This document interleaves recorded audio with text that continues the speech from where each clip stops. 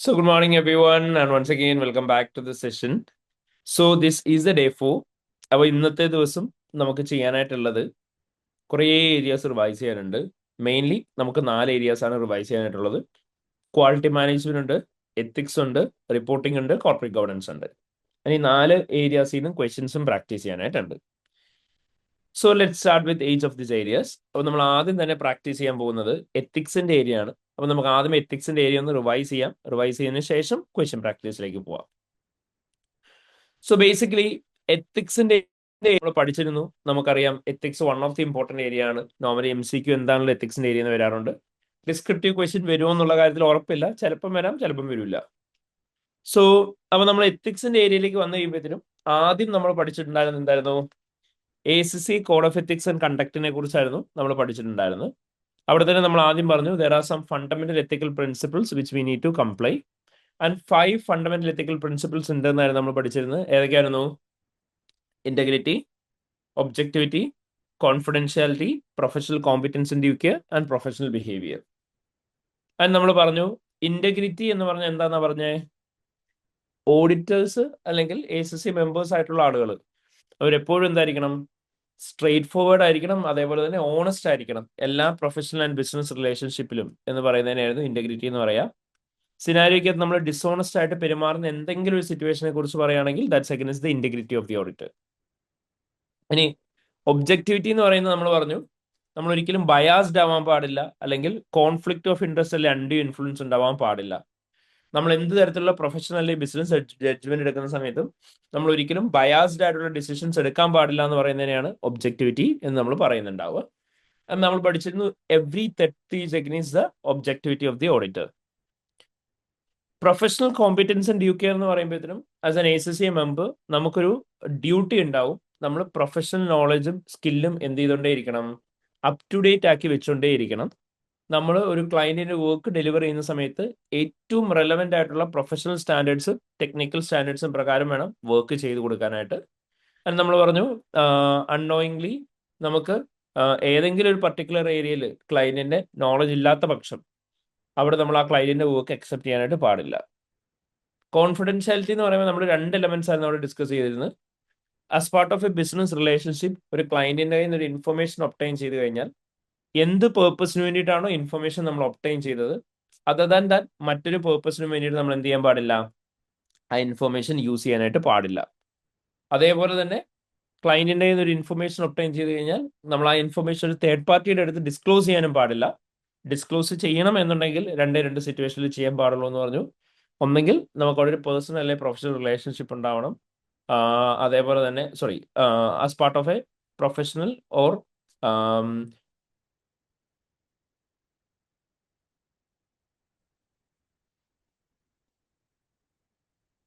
Hello, audible ആണോ? Okay ya. കോൺഫിഡൻഷ്യാലിറ്റിക്ക് നമ്മൾ പറഞ്ഞതായിരുന്നു നമ്മൾ ആസ് എൻ ACC മെമ്പർ എന്നുള്ള രീതിയിൽ ഒരു ക്ലയന്റിന്റെ കയ്യിൽ ഒരു ഇൻഫർമേഷൻ ഒബ്ടൈൻ ചെയ്ത് കഴിഞ്ഞാൽ നമ്മൾ തേർഡ് പാർട്ടിയുടെ അടുത്ത് എന്ത് ചെയ്യാൻ പാടില്ല? ഡിസ്ക്ലോസ് ചെയ്യാൻ പാടില്ല. ഡിസ്ക്ലോസ് ചെയ്യണം എന്നുണ്ടെങ്കിൽ നമുക്ക് അവിടെ എന്തുണ്ടാവണം? ഒരു ലീഗൽ അല്ലെങ്കിൽ പ്രൊഫഷണൽ ഡ്യൂട്ടി ഉണ്ടാവണം. ഇനി അതല്ല എന്നുണ്ടെങ്കിലോ നമ്മൾ ക്ലയന്റിന്റെ കയ്യിൽ നിന്ന് പെർമിഷൻ ഒബ്ടൈൻ ചെയ്തിട്ടുണ്ടാവണം. And last professional behaviour. Professional behaviour എന്ന് പറയുമ്പോൾ നമ്മൾ പറഞ്ഞു നമ്മൾ ആസ് എൻ ACC എല്ലാ ലോ ആൻഡ് റെഗുലേഷനും കംപ്ലൈ ചെയ്യുന്നുണ്ടാവണം. അതുപോലെ തന്നെ ACC എന്ന് പറയുന്ന പ്രൊഫഷണൽ ബോഡിനെ ഡിസ്ക്രെഡിറ്റ് ചെയ്യുന്ന തരത്തിലുള്ള ഒരു കാര്യങ്ങൾ നമ്മൾ എന്ത് ചെയ്യാൻ പാടില്ല? ചെയ്യാൻ പാടില്ല. അതിനായിരുന്നു പ്രൊഫഷണൽ ബിഹേവിയർ എന്ന് പറയാം. അപ്പൊ ഇത്രയായിരുന്നു നമ്മുടെ ഫണ്ടമെന്റൽ പ്രിൻസിപ്പിൾസ് എന്ന് പറയുന്നത്. അപ്പൊ ഏതൊക്കെയായിരുന്നു ഫണ്ടമെന്റൽ പ്രിൻസിപ്പിൾസ് ഉണ്ടായിരുന്നത്? Integrity, objectivity, confidentiality, professional competence in due care, professional behaviour. ഇനി നമ്മൾ പഠിച്ചു നമുക്ക് പലതരത്തിലുള്ള എത്തിക്കൽ ത്രെഡ്സ് ഉണ്ട്. മൊത്തം 5 എത്തിക്കൽ ത്രെഡ്സ് ഉണ്ടെന്നായിരുന്നു നമ്മൾ പഠിച്ചിട്ടുണ്ടായിരുന്നത്. ഏതൊക്കെയായിരുന്നു? Self interest, self review, advocacy, familiarity, intimidation. അതിൻ്റെ അകത്ത് തന്നെ സെൽഫ് ഇൻട്രസ്റ്റ് ത്രെട്ട് ആണ് നമ്മൾ ഫസ്റ്റ് പഠിച്ചത്. സെൽഫ് ഇൻട്രസ്റ്റ് ത്രെട്ട് എന്ന് പറയുന്ന സമയത്ത് നമ്മൾ പറഞ്ഞു ആസ് എൻ ACC നമ്മളൊരു ക്ലയന്റിന്റെ വർക്ക് പെർഫോം ചെയ്യാൻ വേണ്ടി ചെല്ലുകയാണ്. അപ്പൊ നമ്മൾ നമ്മുടെ പേഴ്സണൽ ഇൻട്രസ്റ്റിനായിരിക്കും നമ്മൾ ചിലപ്പോൾ കൂടുതൽ ഇമ്പോർട്ടൻസ് കൊടുക്കുന്നുണ്ടാവുക ദാൻ അവർ professional interest as an auditor. അപ്പൊ ഏതൊക്കെ സിറ്റുവേഷനിലാണോ നമ്മൾ നമ്മുടെ പേഴ്സണൽ ഇൻട്രസ്റ്റ് കൂടുതൽ ഇമ്പോർട്ടൻസ് കൊടുക്കുന്നത് അവിടെ ആയിരിക്കും എന്ത് വരിക? സെൽഫ് ഇൻട്രസ്റ്റ് ത്രെട്ട് വരുന്നുണ്ടാവുക. അപ്പൊ അതിനൊരു എക്സാമ്പിൾ ആയിട്ട് നമ്മൾ പറഞ്ഞു നമ്മളൊരു ക്ലയന്റിന്റെ അടുത്ത് ചെല്ലുന്ന സമയത്ത് ആ ക്ലയന്റിന്റെ അടുത്ത് ഒരു ഫാമിലി അല്ലെങ്കിൽ പേഴ്സണൽ റിലേഷൻഷിപ്പിലുള്ള ആരെങ്കിലും ഉണ്ട് നമ്മുടെ. അങ്ങനെയാണ് ഓട്ടോമാറ്റിക്കലി അവർക്ക് എഗ്നസ്റ്റ് ആയിട്ട് നമ്മളൊരു ഒപ്പീനിയൻ കൊടുക്കാനായിട്ട് റെഡി ആവത്തില്ല. അതേപോലെ തന്നെ നമ്മൾ പറഞ്ഞു, ഇനി ഇൻ കേസ് കാര്യം ക്ലയന്റിന്റെ അടുത്ത് ചെല്ലുമ്പോൾ ക്ലയന്റ് നമുക്ക് എന്തെങ്കിലും ഗുഡ്സ് അല്ലെങ്കിൽ ഹോസ്പിറ്റാലിറ്റി സർവീസ് ഓഫർ ചെയ്യാണ്, അങ്ങനെയാണെന്നുണ്ടെങ്കിൽ അത് കിട്ടുന്നതുകൊണ്ട് നമ്മൾ ബയാസ്ഡ് ആവും. നമ്മൾ ക്ലയന്റിന്റെ അടുത്ത് ലോൺ എടുത്തിട്ടുണ്ട്, അല്ലെങ്കിൽ ക്ലയന്റിന് നമ്മൾ ലോൺ കൊടുത്തിട്ടുണ്ട്. അപ്പൊ നമ്മൾ കൊടുത്ത ലോണ് തിരികെ കിട്ടാൻ വേണ്ടി നമ്മൾ ക്ലയന്റിന് ഫേവറബിൾ ഒപ്പീനിയൻ കൊടുക്കും. അല്ലെങ്കിൽ നമ്മൾ ക്ലയന്റിന്റെ അടുത്ത് നിന്ന് ലോൺ എടുത്തിട്ട് കാണുമല്ലോ എന്നുണ്ടെങ്കിൽ ക്ലയന്റ് നമ്മളോട് ആ പൈസ തിരിച്ചു ചോദിക്കാതിരിക്കാൻ നമ്മൾ ഫേവറബിൾ ഒപ്പീനിയൻ കൊടുക്കും. ഇനി നമ്മൾ പറഞ്ഞു ഓവർ ഡ്യൂ ഫീസ്. ക്ലയന്റിന്റെ ഫീസ് ഓവർ ഡ്യൂ ആയിട്ട് നിൽക്കുന്ന സമയത്ത് നമ്മൾ ക്വാളിറ്റി ഓഫ് ദി ഓഡിറ്റ് കുറയ്ക്കാൻ ചാൻസ് ഉണ്ട്. ഇനി അതുമല്ല എന്നുണ്ടെങ്കിൽ ക്ലയന്റിന്റെ ഫീസ് ഓവർ ഡ്യൂ ആയിട്ട് കിട്ടി നിൽക്കുമ്പോൾ അത് നമ്മൾ എങ്ങനെ റിക്കവർ ചെയ്യാൻ വേണ്ടിയിട്ട് നമ്മൾ ഫേവറബിൾ ഒപ്പീനിയൻ കൊടുക്കും. പെർസെൻറ്റേജ് അല്ലെങ്കിൽ കണ്ടിജന്റ് ഫീസിന്റെ കേസ് നമ്മൾ പറഞ്ഞു, പെർസെൻറ്റേജ് അല്ലെങ്കിൽ കണ്ടിജൻസി ബേസിസിലാണ് ഫീസ് ഫിക്സ് ചെയ്തേക്കുന്നത്. റവന്യൂവിന്റെ ഒരു 5% ആണ് ഓഡിറ്റ് ഫീസ് ആയിട്ട് പറഞ്ഞേക്കുന്നത്. അങ്ങനെയാണ് ഉറപ്പായിട്ട് നമ്മൾ എന്ത് ചെയ്യും, റവന്യൂ ഓവർ സ്റ്റേറ്റഡ് ആണെങ്കിലും കറക്റ്റ് ചെയ്യാൻ പറയില്ല, കാരണം നമ്മുടെ ഫീസ് കുറഞ്ഞു പോകും. ഇനി ഹൈ പെർസെൻറ്റേജ് ഫീസ് എന്ന് പറയുമ്പോൾ നമ്മൾ പറഞ്ഞു 2 കോൺസിക്യൂട്ടീവ് ഇയേഴ്സ് ആയിട്ട് ഒരു മോർ ദാൻ 15% മേലെ കോൺട്രിബ്യൂട്ട് ചെയ്യുന്ന ഒരു ക്ലയന്റ് ആണിത്. അങ്ങനെയാണ് ആ ക്ലയന്റിനെ എങ്ങനെയെങ്കിലും നമ്മൾ റീറ്റെയിൻ ചെയ്യാൻ വേണ്ടിയിട്ട് ശ്രമിക്കും. ലോ ബോളിംഗ് എന്ന് പറഞ്ഞപ്പോൾ നമ്മൾ പറഞ്ഞു ഇനീഷ്യലി ഓഡിറ്റ് ഫീസ് നമ്മൾ കുറച്ച് വയ്ക്കും, എന്നിട്ട് നമ്മൾ എന്ത് ചെയ്യും, proportionally quality of the audit reduce ചെയ്യും. റിക്രൂട്ട്മെന്റ് എന്ന് പറയുമ്പോൾ നമ്മൾ പറയാണ്, നമ്മൾ ക്ലയന്റിനെ നമ്മൾ എന്ത് ചെയ്യുന്നു, അവരുടെ ഏതെങ്കിലും സ്റ്റാഫ് മെമ്പേഴ്സിന് നമ്മൾ റിക്രൂട്ട് ചെയ്യാൻ വേണ്ടിയിട്ട് ഹെൽപ്പ് ചെയ്യാണ്. സോ അവർ അക്കൗണ്ട്സ് ഡിപ്പാർട്ട്മെന്റിലേക്കുള്ള സ്റ്റാഫ് ആണെങ്കിൽ അവർ ചെയ്ത വർക്കിനകത്ത് മിസ്റ്റേക്ക് ഉണ്ടെങ്കിൽ നമുക്ക് അവർക്ക് അഗൈൻസ്റ്റ് ആയിട്ട് തന്നെ പറയാൻ പറ്റില്ല.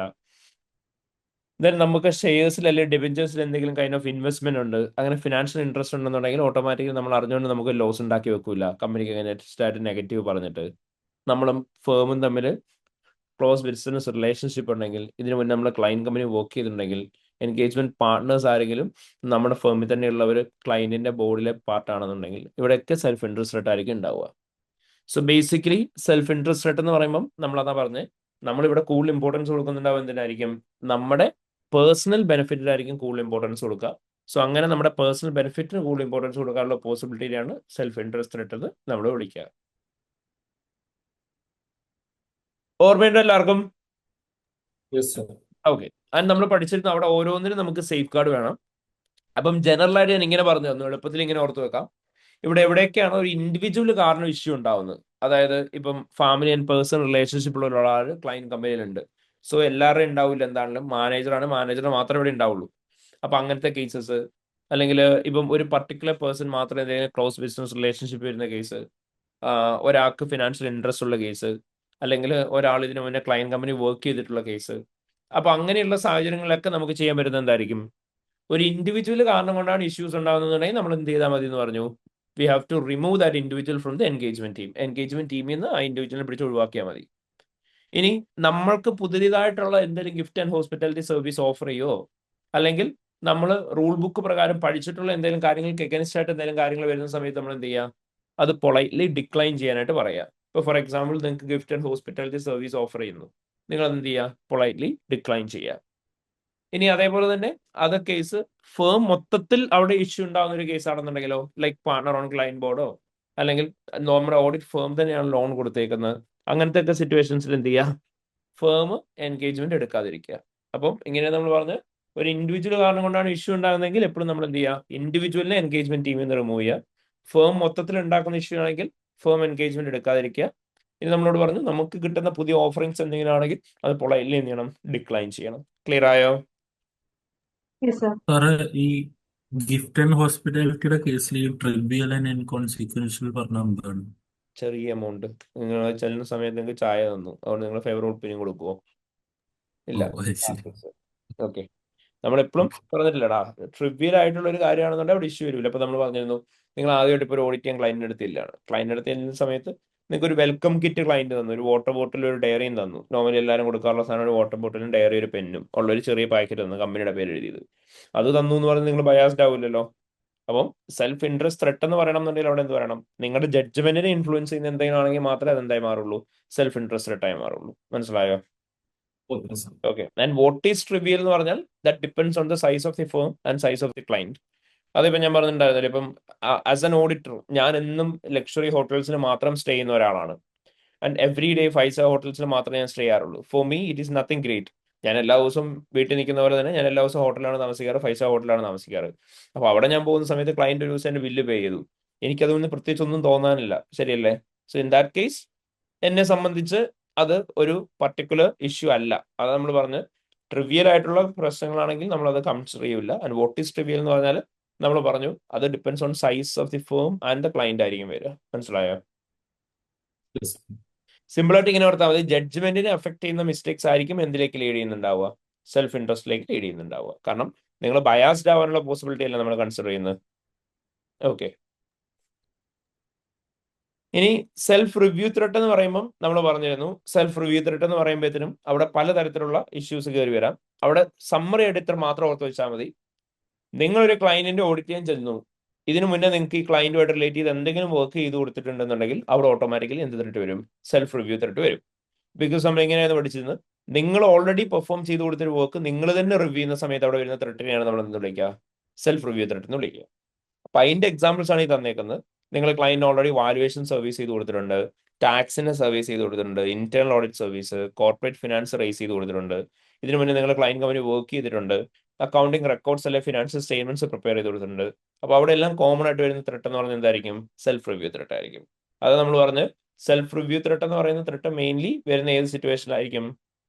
ഒരു ക്ലയന്റിന് നിങ്ങൾ ഓൾറെഡി ഒരു സർവീസ് ചെയ്ത് കൊടുത്താൽ മാത്രമായിരിക്കും സെൽഫ് റിവ്യൂ ത്രെട്ട് വരുന്നുണ്ടാവുക. അപ്പൊ നമ്മൾ പറഞ്ഞിരുന്നു ഫിനാൻഷ്യൽ റിപ്പോർട്ടിങ്ങിനെ അഫക്ട് ചെയ്യുന്ന യാതൊരു തരത്തിലുള്ള സർവീസസും ചെയ്തു കൊടുക്കാനായിട്ട് പാടില്ല. ഇനി അവിടെ നമ്മുടെ കോൾ ഇതാണ്, നിങ്ങൾ എപ്പോഴും നോക്കുക, സെൽഫ് റിവ്യൂ ത്രെട്ടിന്റെ കേസിൽ നിങ്ങളുടെ അടുത്ത് ഒരു പുതിയ സർവീസ് ചെയ്തു കൊടുക്കാമെന്ന് ചോദിക്കും. അപ്പൊ നിങ്ങൾ നോക്കണം, ഓഡിറ്റ് ക്ലയന്റിന് ഒരു പുതിയ സർവീസ് ചെയ്തു കൊടുക്കാമെന്ന് ചോദിക്കുമ്പോൾ അതൊരു ലിസ്റ്റഡ് ക്ലയന്റ് ആണോ നോൺ ലിസ്റ്റഡ് ക്ലയന്റ് ആണോ എന്ന് നോക്കുക. ലിസ്റ്റഡ് ക്ലയന്റ് ആണ് നമ്മൾ എന്തായിരുന്നു പഠിച്ചത്? ക്ലയന്റ് ലിസ്റ്റഡ് ആണ് എന്ത് ചെയ്യണം എന്ന് പഠിച്ചേ? അതർ ദാൻ ഓഡിറ്റ് വേറെ ഒന്നും ചെയ്തു കൊടുക്കാൻ പാടില്ല. നമ്മൾ അത് എന്ത് ചെയ്യണം? പൊളൈറ്റ്ലി ഡിക്ലൈൻ ചെയ്യണം. ഇനി ക്ലയന്റ് നോൺ ലിസ്റ്റഡ് ആണ് എന്നുണ്ടെങ്കിൽ നമ്മൾ എന്ത് ചെയ്യണം? നമുക്ക് സെപ്പറേറ്റ് എൻഗേജ്മെന്റ് ടീം യൂസ് ചെയ്തിട്ട് പെർഫോം ചെയ്യാം. അപ്പൊ ലിസ്റ്റഡ് ആണെങ്കിൽ അതർ ദാൻ ഓഡിറ്റ് വേറെ ഒന്നും ചെയ്യാൻ പാടില്ല. നോൺ ലിസ്റ്റഡ് ആണെന്നുണ്ടെങ്കിൽ സെപ്പറേറ്റ് എൻഗേജ്മെന്റ് ടീം യൂസ് ചെയ്ത് ചെയ്തു കൊടുക്കാം. ഇനി ക്ലയന്റ് ലിസ്റ്റഡ് ആയിക്കോട്ടെ നോൺ ലിസ്റ്റഡ് ആയിക്കോട്ടെ, നമ്മളോട് പറയണം ഓൾറെഡി ഓഡിറ്റർ ചെയ്തു പോയി എന്ന് പറഞ്ഞു കഴിഞ്ഞാൽ നമുക്ക് എന്താ ചെയ്യാൻ പറ്റുക? ആരൊക്കെയാണോ വർക്കിൻ്റെ അകത്ത് ഇൻവോൾവ് ആയിരുന്നു അവരെ എൻഗേജ്മെന്റ് ടീമിൽ നിന്ന് റിമൂവ് ചെയ്യുക. ആൻഡ് നമ്മൾ വർക്ക് കംപ്ലീറ്റ് ചെയ്യുന്നതിന് ശേഷം എൻഗേജ്മെന്റ് ക്വാളിറ്റി കൺട്രോൾ റിവ്യൂറെ വെച്ചിട്ട് നമ്മൾ എന്ത് ചെയ്യണം? വർക്ക് റിവ്യൂ ചെയ്യുകയും ചെയ്യുന്നുണ്ടാവണം. ഓർമ്മയുണ്ടാവും? ഓക്കെ, ഇനി ഇവിടെ തന്നെ ഒരു കാര്യം ശ്രദ്ധിക്കണടാ, നിങ്ങളുടെ ഈ സെൽഫ് റിവ്യൂവിന്റെ കേസിൽ ടാക്സ് അഡ്വൈസും വരും, ടാക്സ് റിട്ടേണും വരും. ടാക്സ് റിട്ടേൺ ഫയലിംഗിന്റെ കേസിൽ അവിടെ ത്രെട്ട് വരില്ല, കാരണം നമ്മൾ ഗവൺമെന്റിന്റെ സൈറ്റിൽ നിന്നാണ് ചെയ്യുന്നത്. ടാക്സ് അഡ്വൈസിന്റെ കേസിലായിരിക്കും ത്രെട്ട് വരുന്നുണ്ടാവുക കേട്ടോ. ഇനി അഡ്വക്കസി ത്രെട്ട് എന്ന് പറയുമ്പോൾ നമ്മൾ പറഞ്ഞിരുന്നു, ഓഡിറ്ററായി നമ്മൾ ക്ലയന്റിനെ എവിടെയെങ്കിലും പോയി റെപ്രസെന്റ് ചെയ്ത് സംസാരിച്ചാൽ മാത്രം വരുന്ന ത്രെട്ടാണ് എന്ത്? അഡ്വക്കസി ത്രെട്ട് എന്ന് പറയാം. ആൻഡ് അഡ്വക്കസി ത്രെട്ട് വരുന്ന കേസായിട്ട് നമ്മൾ കൺസിഡർ ചെയ്യുന്ന ഏത് കേസിൽ മാത്രമായിരിക്കും? ഓഡിറ്ററായി നമ്മൾ ക്ലയന്റിനെ റെപ്രസെന്റ് ചെയ്ത് എവിടെയെങ്കിലും സംസാരിച്ചു കഴിഞ്ഞാൽ മാത്രമേ അഡ്വക്കസി ത്രെട്ട് വരത്തുള്ളൂ. അപ്പം ഒന്നെങ്കിൽ നിങ്ങൾ ഓൾറെഡി സംസാരിച്ചു എന്നായിരിക്കും പറയുന്നുണ്ടാവുക, അല്ലെങ്കിൽ നമ്മളോട് പറയുന്നത് എന്തായിരിക്കും? സംസാരിക്കാവുന്ന റിക്വസ്റ്റ് ചെയ്യായിരിക്കും അവർ ചോദിക്കുന്നുണ്ടാവുക. സോ നിങ്ങളുടെ അടുത്ത് സംസാരിക്കാവുന്ന റിക്വസ്റ്റ് ചെയ്ത് കഴിഞ്ഞാൽ എപ്പോഴും അത് എന്ത് ചെയ്യുന്നുണ്ടാവണം? പൊളൈറ്റ്ലി ഡിക്ലൈൻ ചെയ്യണം. Because there are no much safeguards for advocacy threat. ഇനി ഫെമിലിയാരിറ്റി ത്രെട്ട് എന്ന് പറയുന്ന സമയത്ത് നമ്മൾ പറഞ്ഞു, ഫെമിലിയാരിറ്റി ത്രെട്ട് എന്ന് പറയുമ്പോഴത്തേനും ഓഡിറ്ററായി നമ്മൾ ക്ലയന്റ് കമ്പനിയിൽ ചെന്നു. നമ്മൾ ചെല്ലുന്ന സമയത്ത് നമ്മളും ക്ലയന്റിലുള്ള ആളുകളും തമ്മിൽ അതർ ദാൻ പ്രൊഫഷണൽ റിലേഷൻഷിപ്പ് എന്തെങ്കിലും കൈൻഡ് ഓഫ് പേഴ്സണൽ റിലേഷൻഷിപ്പ് വരുവാണ്. പ്രൊഫഷണൽ റിലേഷൻഷിപ്പിന് പുറമെ പേഴ്സണൽ റിലേഷൻഷിപ്പ് വരുന്ന സമയത്ത് ഉണ്ടാകുന്ന ത്രെട്ടാണ് ഫെമിലിയാരിറ്റി ത്രെട്ട് എന്ന് പറയാം. സോ പ്രൊഫഷണൽ റിലേഷൻഷിപ്പിന് പുറമെ എന്തെങ്കിലും സോർട്ട് ഓഫ് പേഴ്സണൽ റിലേഷൻഷിപ്പ് വന്നു കഴിഞ്ഞാൽ അവിടെ എപ്പോഴും എന്തിനുള്ള പോസിബിലിറ്റി ഉണ്ടാവും? ഫെമിലിയാരിറ്റി ത്രെട്ടിനുള്ള പോസിബിലിറ്റി ഉണ്ടാവും. ക്ലിയർ ആയോ? അപ്പം ഫെമിലിയാരിറ്റി ത്രെട്ടിന്റെ കേസ് നമ്മൾ എപ്പോഴും ചെയ്യേണ്ടത് എന്താ? Long term association with client ആണെന്നുണ്ടെങ്കിൽ പാർട്ണറിനെ റൊട്ടേറ്റ് ചെയ്യുക. അതുപോലെ തന്നെ നമ്മുടെ ഒരു പർട്ടിക്കുലർ ഇൻഡിവിജ്വൽ കാരണം കൊണ്ടാണ് ഈ ഫെമിലിയാരിറ്റി ഉണ്ടാകുന്നതെന്നുണ്ടെങ്കിൽ നമ്മുടെ ഇൻഡിവിജ്വലിനെ റിമൂവ് ചെയ്യുക. ഹോൾ ടീം കാരണം കൊണ്ടുണ്ടാകുന്നതാണെന്നുണ്ടെങ്കിൽ എൻഗേജ്മെന്റിൽ നിന്ന് റിസൈൻ ചെയ്യുക. ഇനി ഇന്റിമിഡേഷൻ ത്രെട്ട് എന്ന് പറയുമ്പോൾ അവിടെ നമ്മൾ 3 ബേസ് ലൈൻ ആയിരുന്നു പഠിച്ചിട്ടുണ്ടായിരുന്നു. Coercion, undue influence, creating limitation on the scope of audit. അവിടെ കൊയേഷൻ എന്ന് പറഞ്ഞാൽ നമ്മൾ പറഞ്ഞു ക്ലയന്റ് നമ്മളെ ഭീഷണിപ്പെടുത്തുകയാണ്, ത്രെട്ടനിങ് ചെയ്യാണ്. നിങ്ങൾക്ക് എഗൈൻസ്റ്റ് ആയിട്ട് കേസ് ഫയൽ ചെയ്യുമെന്ന് പറയുന്നു.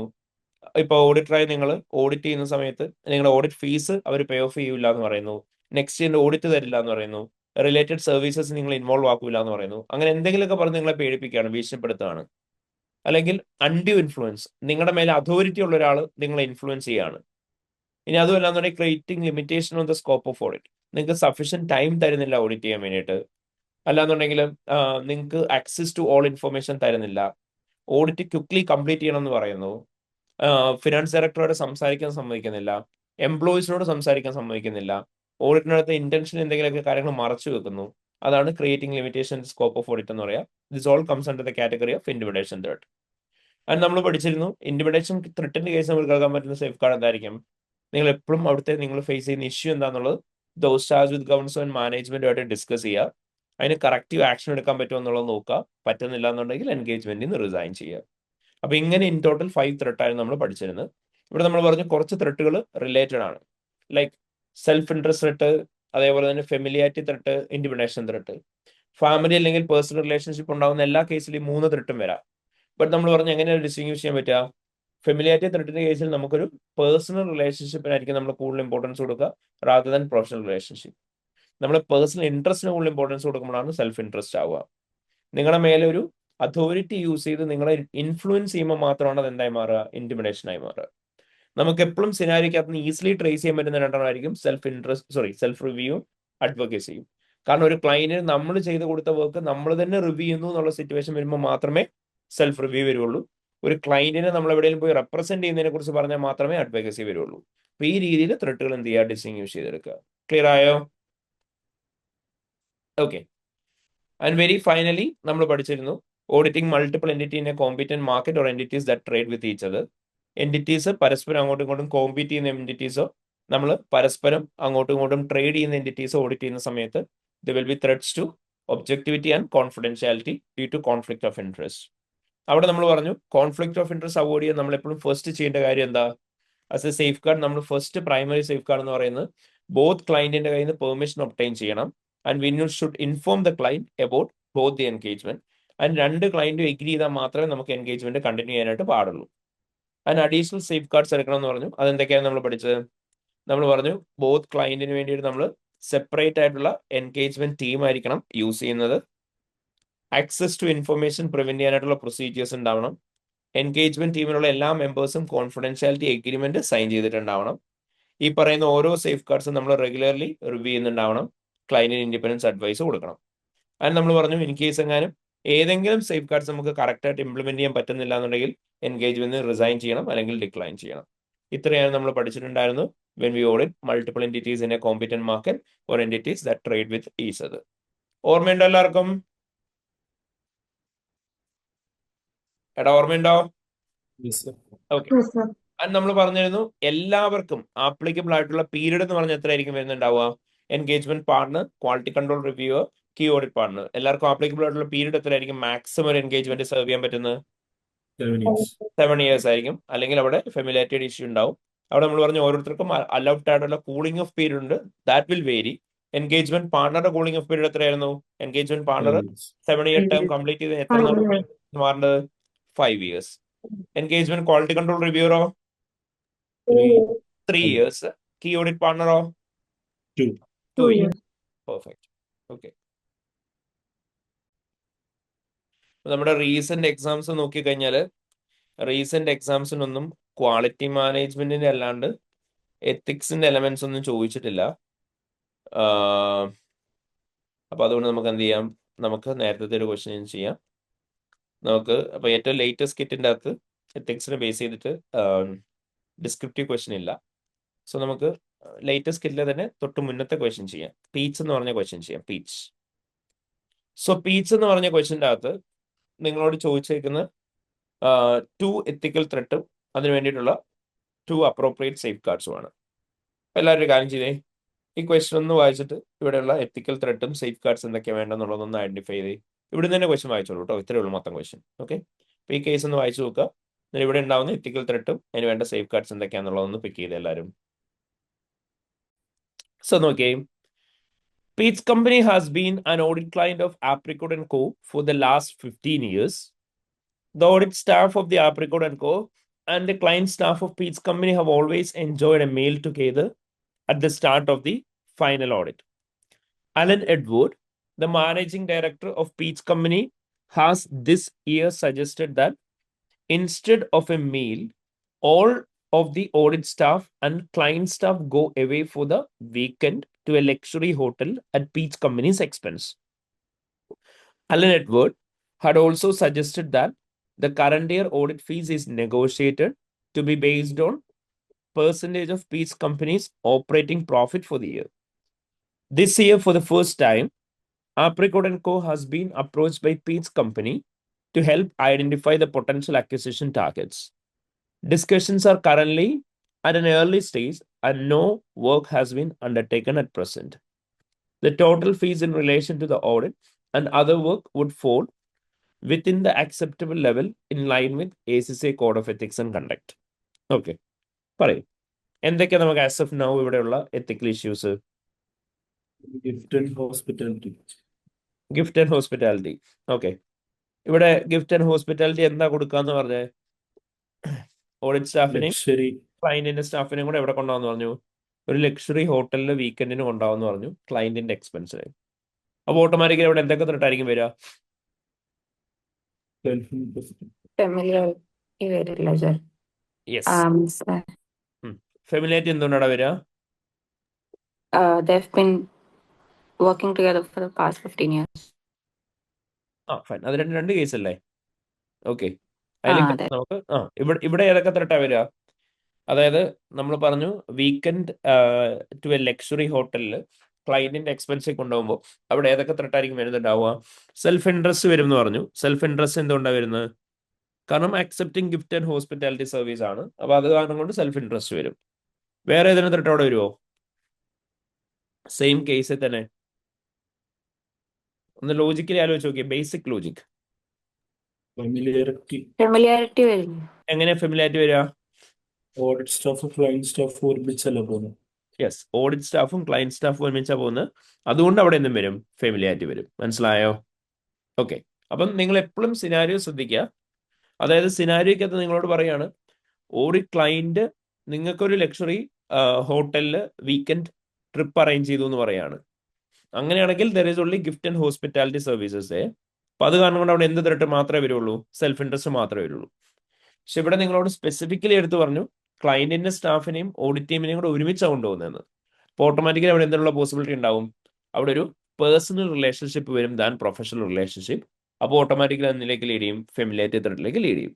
അപ്പൊ ഇവിടെ ബോത്ത് ത്രെഡ് നിങ്ങൾക്ക് പറയാം. ക്ലിയർ ആയോ? ഓക്കെ, അപ്പം ഫസ്റ്റ് പോയിന്റ് ആയിട്ട് നിങ്ങൾ പറയാൻ പോകുന്നത് എന്തായിരിക്കും?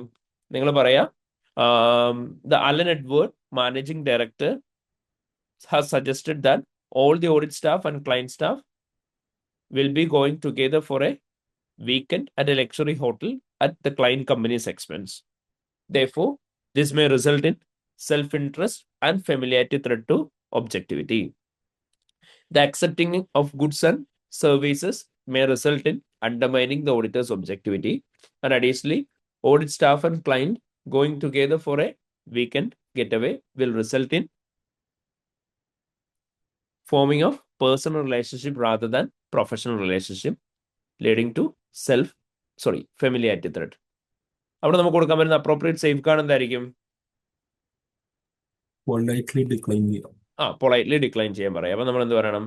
The auditor should discuss with Alan Edward, the managing director of Peace company, and should inform them that the auditor will not be able to take up the offer provide by the managing director and should politely decline it. Clear ആയോ? Yes. Okay, അടുത്ത issue എന്താടാ? Contingent fees. Okay, contingent fees. അതിന് മുന്നേ വേറെ ഒറ്റ കാര്യം ഒന്ന് clarify ചെയ്തിട്ട് പോയിക്കോട്ടെ. ഇവിടെ 15 years ആയിട്ട് ഓഡിറ്റ് ക്ലൈന്റ് ആണെന്ന് പറഞ്ഞില്ലേ? ഓക്കെ, 15 years ആയിട്ട് ഓഡിറ്റ് ക്ലൈന്റ് ആണ് എന്ന് പറഞ്ഞ ആരുടെയാ? ഫേമിന്റെ അല്ലേ? Firm-ന്റെ. ഫേമിന്റെ ആണ്.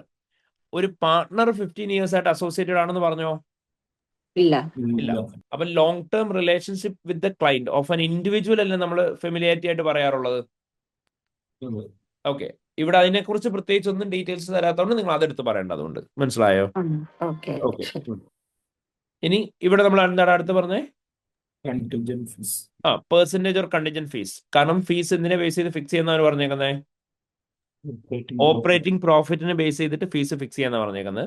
ഫീസ് ഓപ്പറേറ്റിംഗ് പ്രോഫിറ്റിനെ ബേസ് ചെയ്ത് ഫിക്സ് ചെയ്ത് കഴിഞ്ഞാൽ it will may result in percentage or contingent fees. അതെങ്ങനെ എക്സ്പ്ലെയിൻ ചെയ്യേണ്ടത് നിങ്ങൾ? ഇൻ കേസ് എങ്ങാനും അവരുടെ പ്രോഫിറ്റ് ഓവർ സ്റ്റേറ്റഡ് ആണെന്നുണ്ടെങ്കിലും ഓഡിറ്റർ എന്ത് ചെയ്യില്ല, അത് കറക്റ്റ് ചെയ്യാനായിട്ട് പറയില്ല. കാരണം ഓട്ടോമാറ്റിക്കലി എന്ത് സംഭവിക്കും? ഓഡിറ്ററിന്റെ ഫീസ് അവിടെ അക്സെപ്റ്റഡ് ആവും. ഓക്കെ, അഫക്റ്റഡ് ആവും. അതാണ് നമ്മൾ പറയേണ്ടത്. അപ്പൊ നമ്മൾ പറയാ The Peach company suggested that the audit fees for the year need to be renegotiated and need to be fixed on the basis of the percentage of the Peach company's operating profit.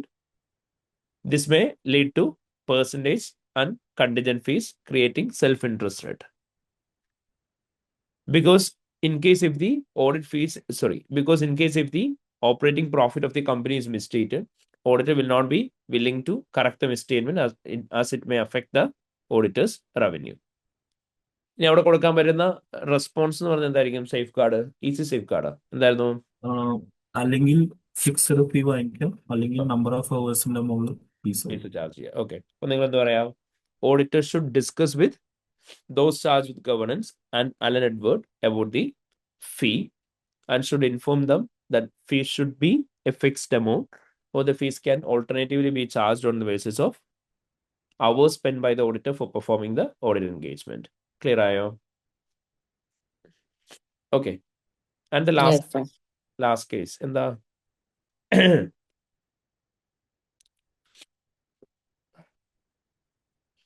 last case in the potential acquisition targets.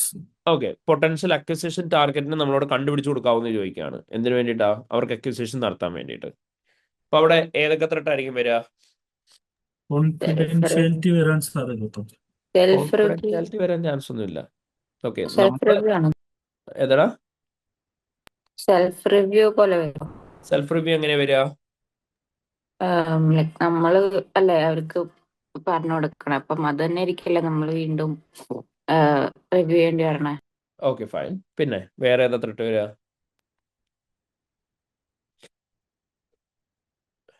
Advocacy ഇല്ല വരില്ല. ആലോചിച്ച് നോക്ക്, advocacy വരും. എങ്ങനെയാന്നുള്ള ആലോചിച്ചാൽ മതി. Okay, ഇവിടെ പലർക്കും ഈ ക്വസ്റ്റ്യൻ വായിക്കുമ്പോൾ മനസ്സിലാവാത്തൊരു ഇഷ്യൂ ഞാൻ പറയാം. അതായത് കോൺഫിഡൻഷ്യാലിറ്റി ഒക്കെ നിങ്ങൾ പറയാൻ കാരണം എന്താണെന്നറിയോ? നിങ്ങൾ വിചാരിക്കുമ്പോൾ നിങ്ങളുടെ കമ്പനിയിൽ ഒരാൾ അക്യൂർ ചെയ്യാൻ വരികയാണ്, അല്ലെങ്കിൽ നിങ്ങളോട് അവർ ചോദിക്കുകയാണ് നിങ്ങളുടെ കമ്പനിയുടെ ഡ്യൂ ഡിലിജൻസ് ചെയ്ത് കൊടുക്കാവുന്നു. അങ്ങനെയാണ് കോൺഫിഡൻഷ്യാലിറ്റി ഇഷ്യൂ വരും. കാരണം നിങ്ങൾ ഇൻഫർമേഷൻ ഒബ്ടൈൻ ചെയ്തേക്കുന്നത് എന്തിനു വേണ്ടിയിട്ടല്ല, ഈ ഡ്യൂ ഡിലിജൻസ് ചെയ്യാൻ വേണ്ടിയിട്ടല്ല, ഓഡിറ്റിന് വേണ്ടിയിട്ടാണ്. അതെടുത്ത് വേറെ ആവശ്യത്തിന് യൂസ് ചെയ്ത് കഴിഞ്ഞാൽ കോൺഫിഡൻഷ്യാലിറ്റിയുടെ പ്രോബ്ലം വരും. പക്ഷെ ഇവിടെ പറയുന്നത് എന്താ? നിങ്ങളുടെ ഫേം, അതായത് നിങ്ങളുടെ ക്ലയന്റ് കമ്പനിയാണ് അക്വിസിഷൻ നടത്താൻ പോകുന്നത്, അവർക്ക് വേണ്ടിയിട്ട് ടാർഗറ്റിനെ കണ്ടുപിടിച്ച് കൊടുക്കാവുന്ന ചോദിച്ചത്. മനസ്സിലായോ? അപ്പോൾ നിങ്ങൾ നിങ്ങളുടെ ക്ലയന്റിന് വേണ്ടിയിട്ട് ഒരു ടാർഗറ്റിനെ കണ്ടുപിടിച്ച് കൊടുക്കുമ്പോൾ നിങ്ങൾ ആ ക്ലയന്റിനെ റെപ്രസെന്റ് ചെയ്തിട്ടല്ലേ ടാർഗറ്റിനെ കണ്ടുപിടിക്കുന്നത്, അല്ലേ? സോ ഓട്ടോമാറ്റിക്കലി അവിടെ എന്ത് വരും? അഡ്വക്കസി വരൂല്ലേ?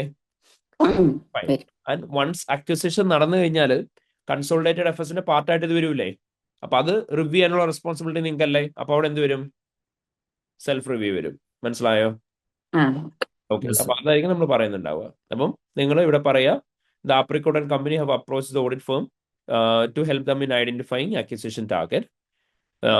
അവിടെ ഇപ്പം നിങ്ങൾ എന്ത് പറയാ?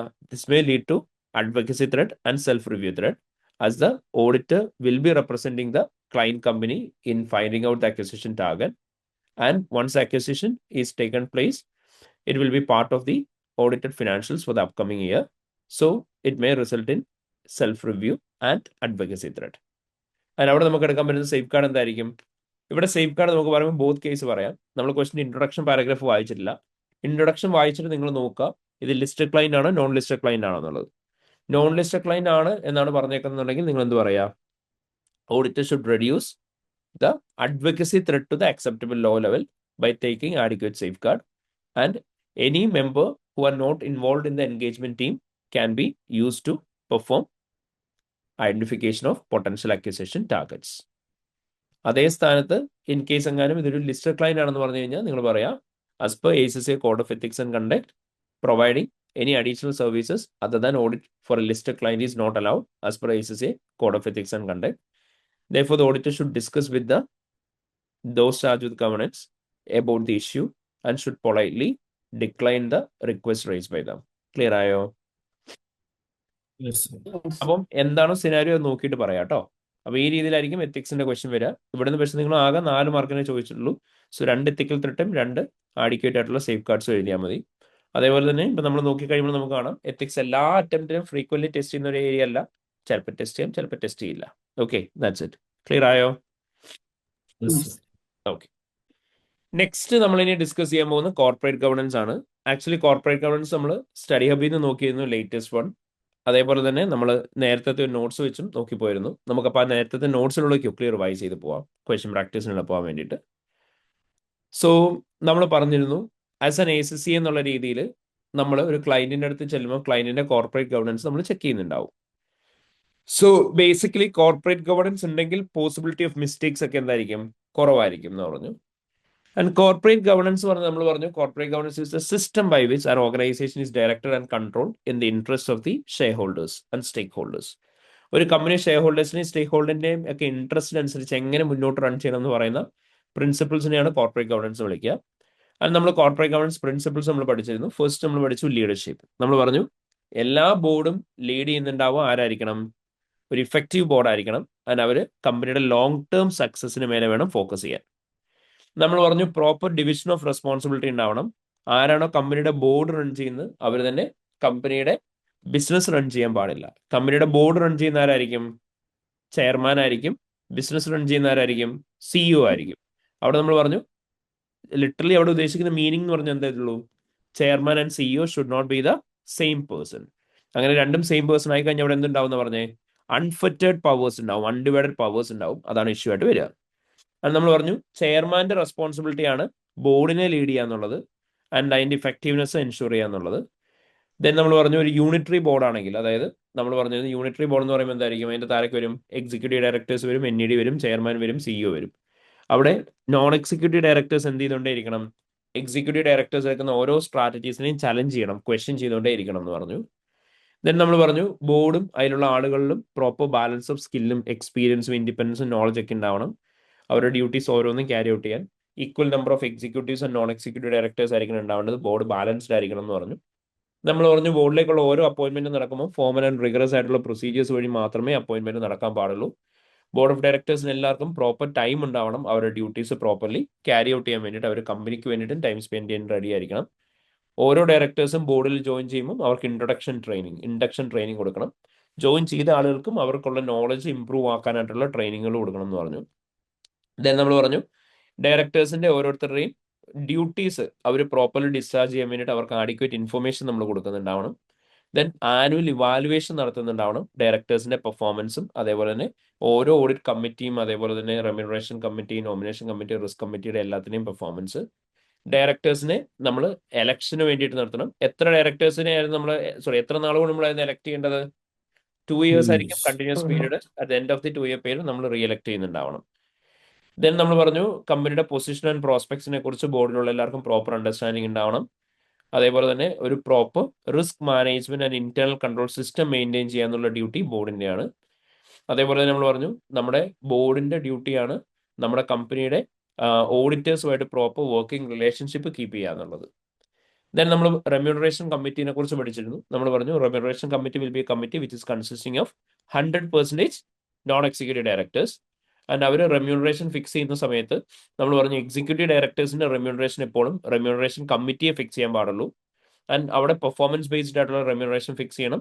അത് കമ്പനിയുടെ ലോങ് ടേം സക്സസ് പ്രൊമോട്ട് ചെയ്യുന്നതും ആയിരിക്കണം.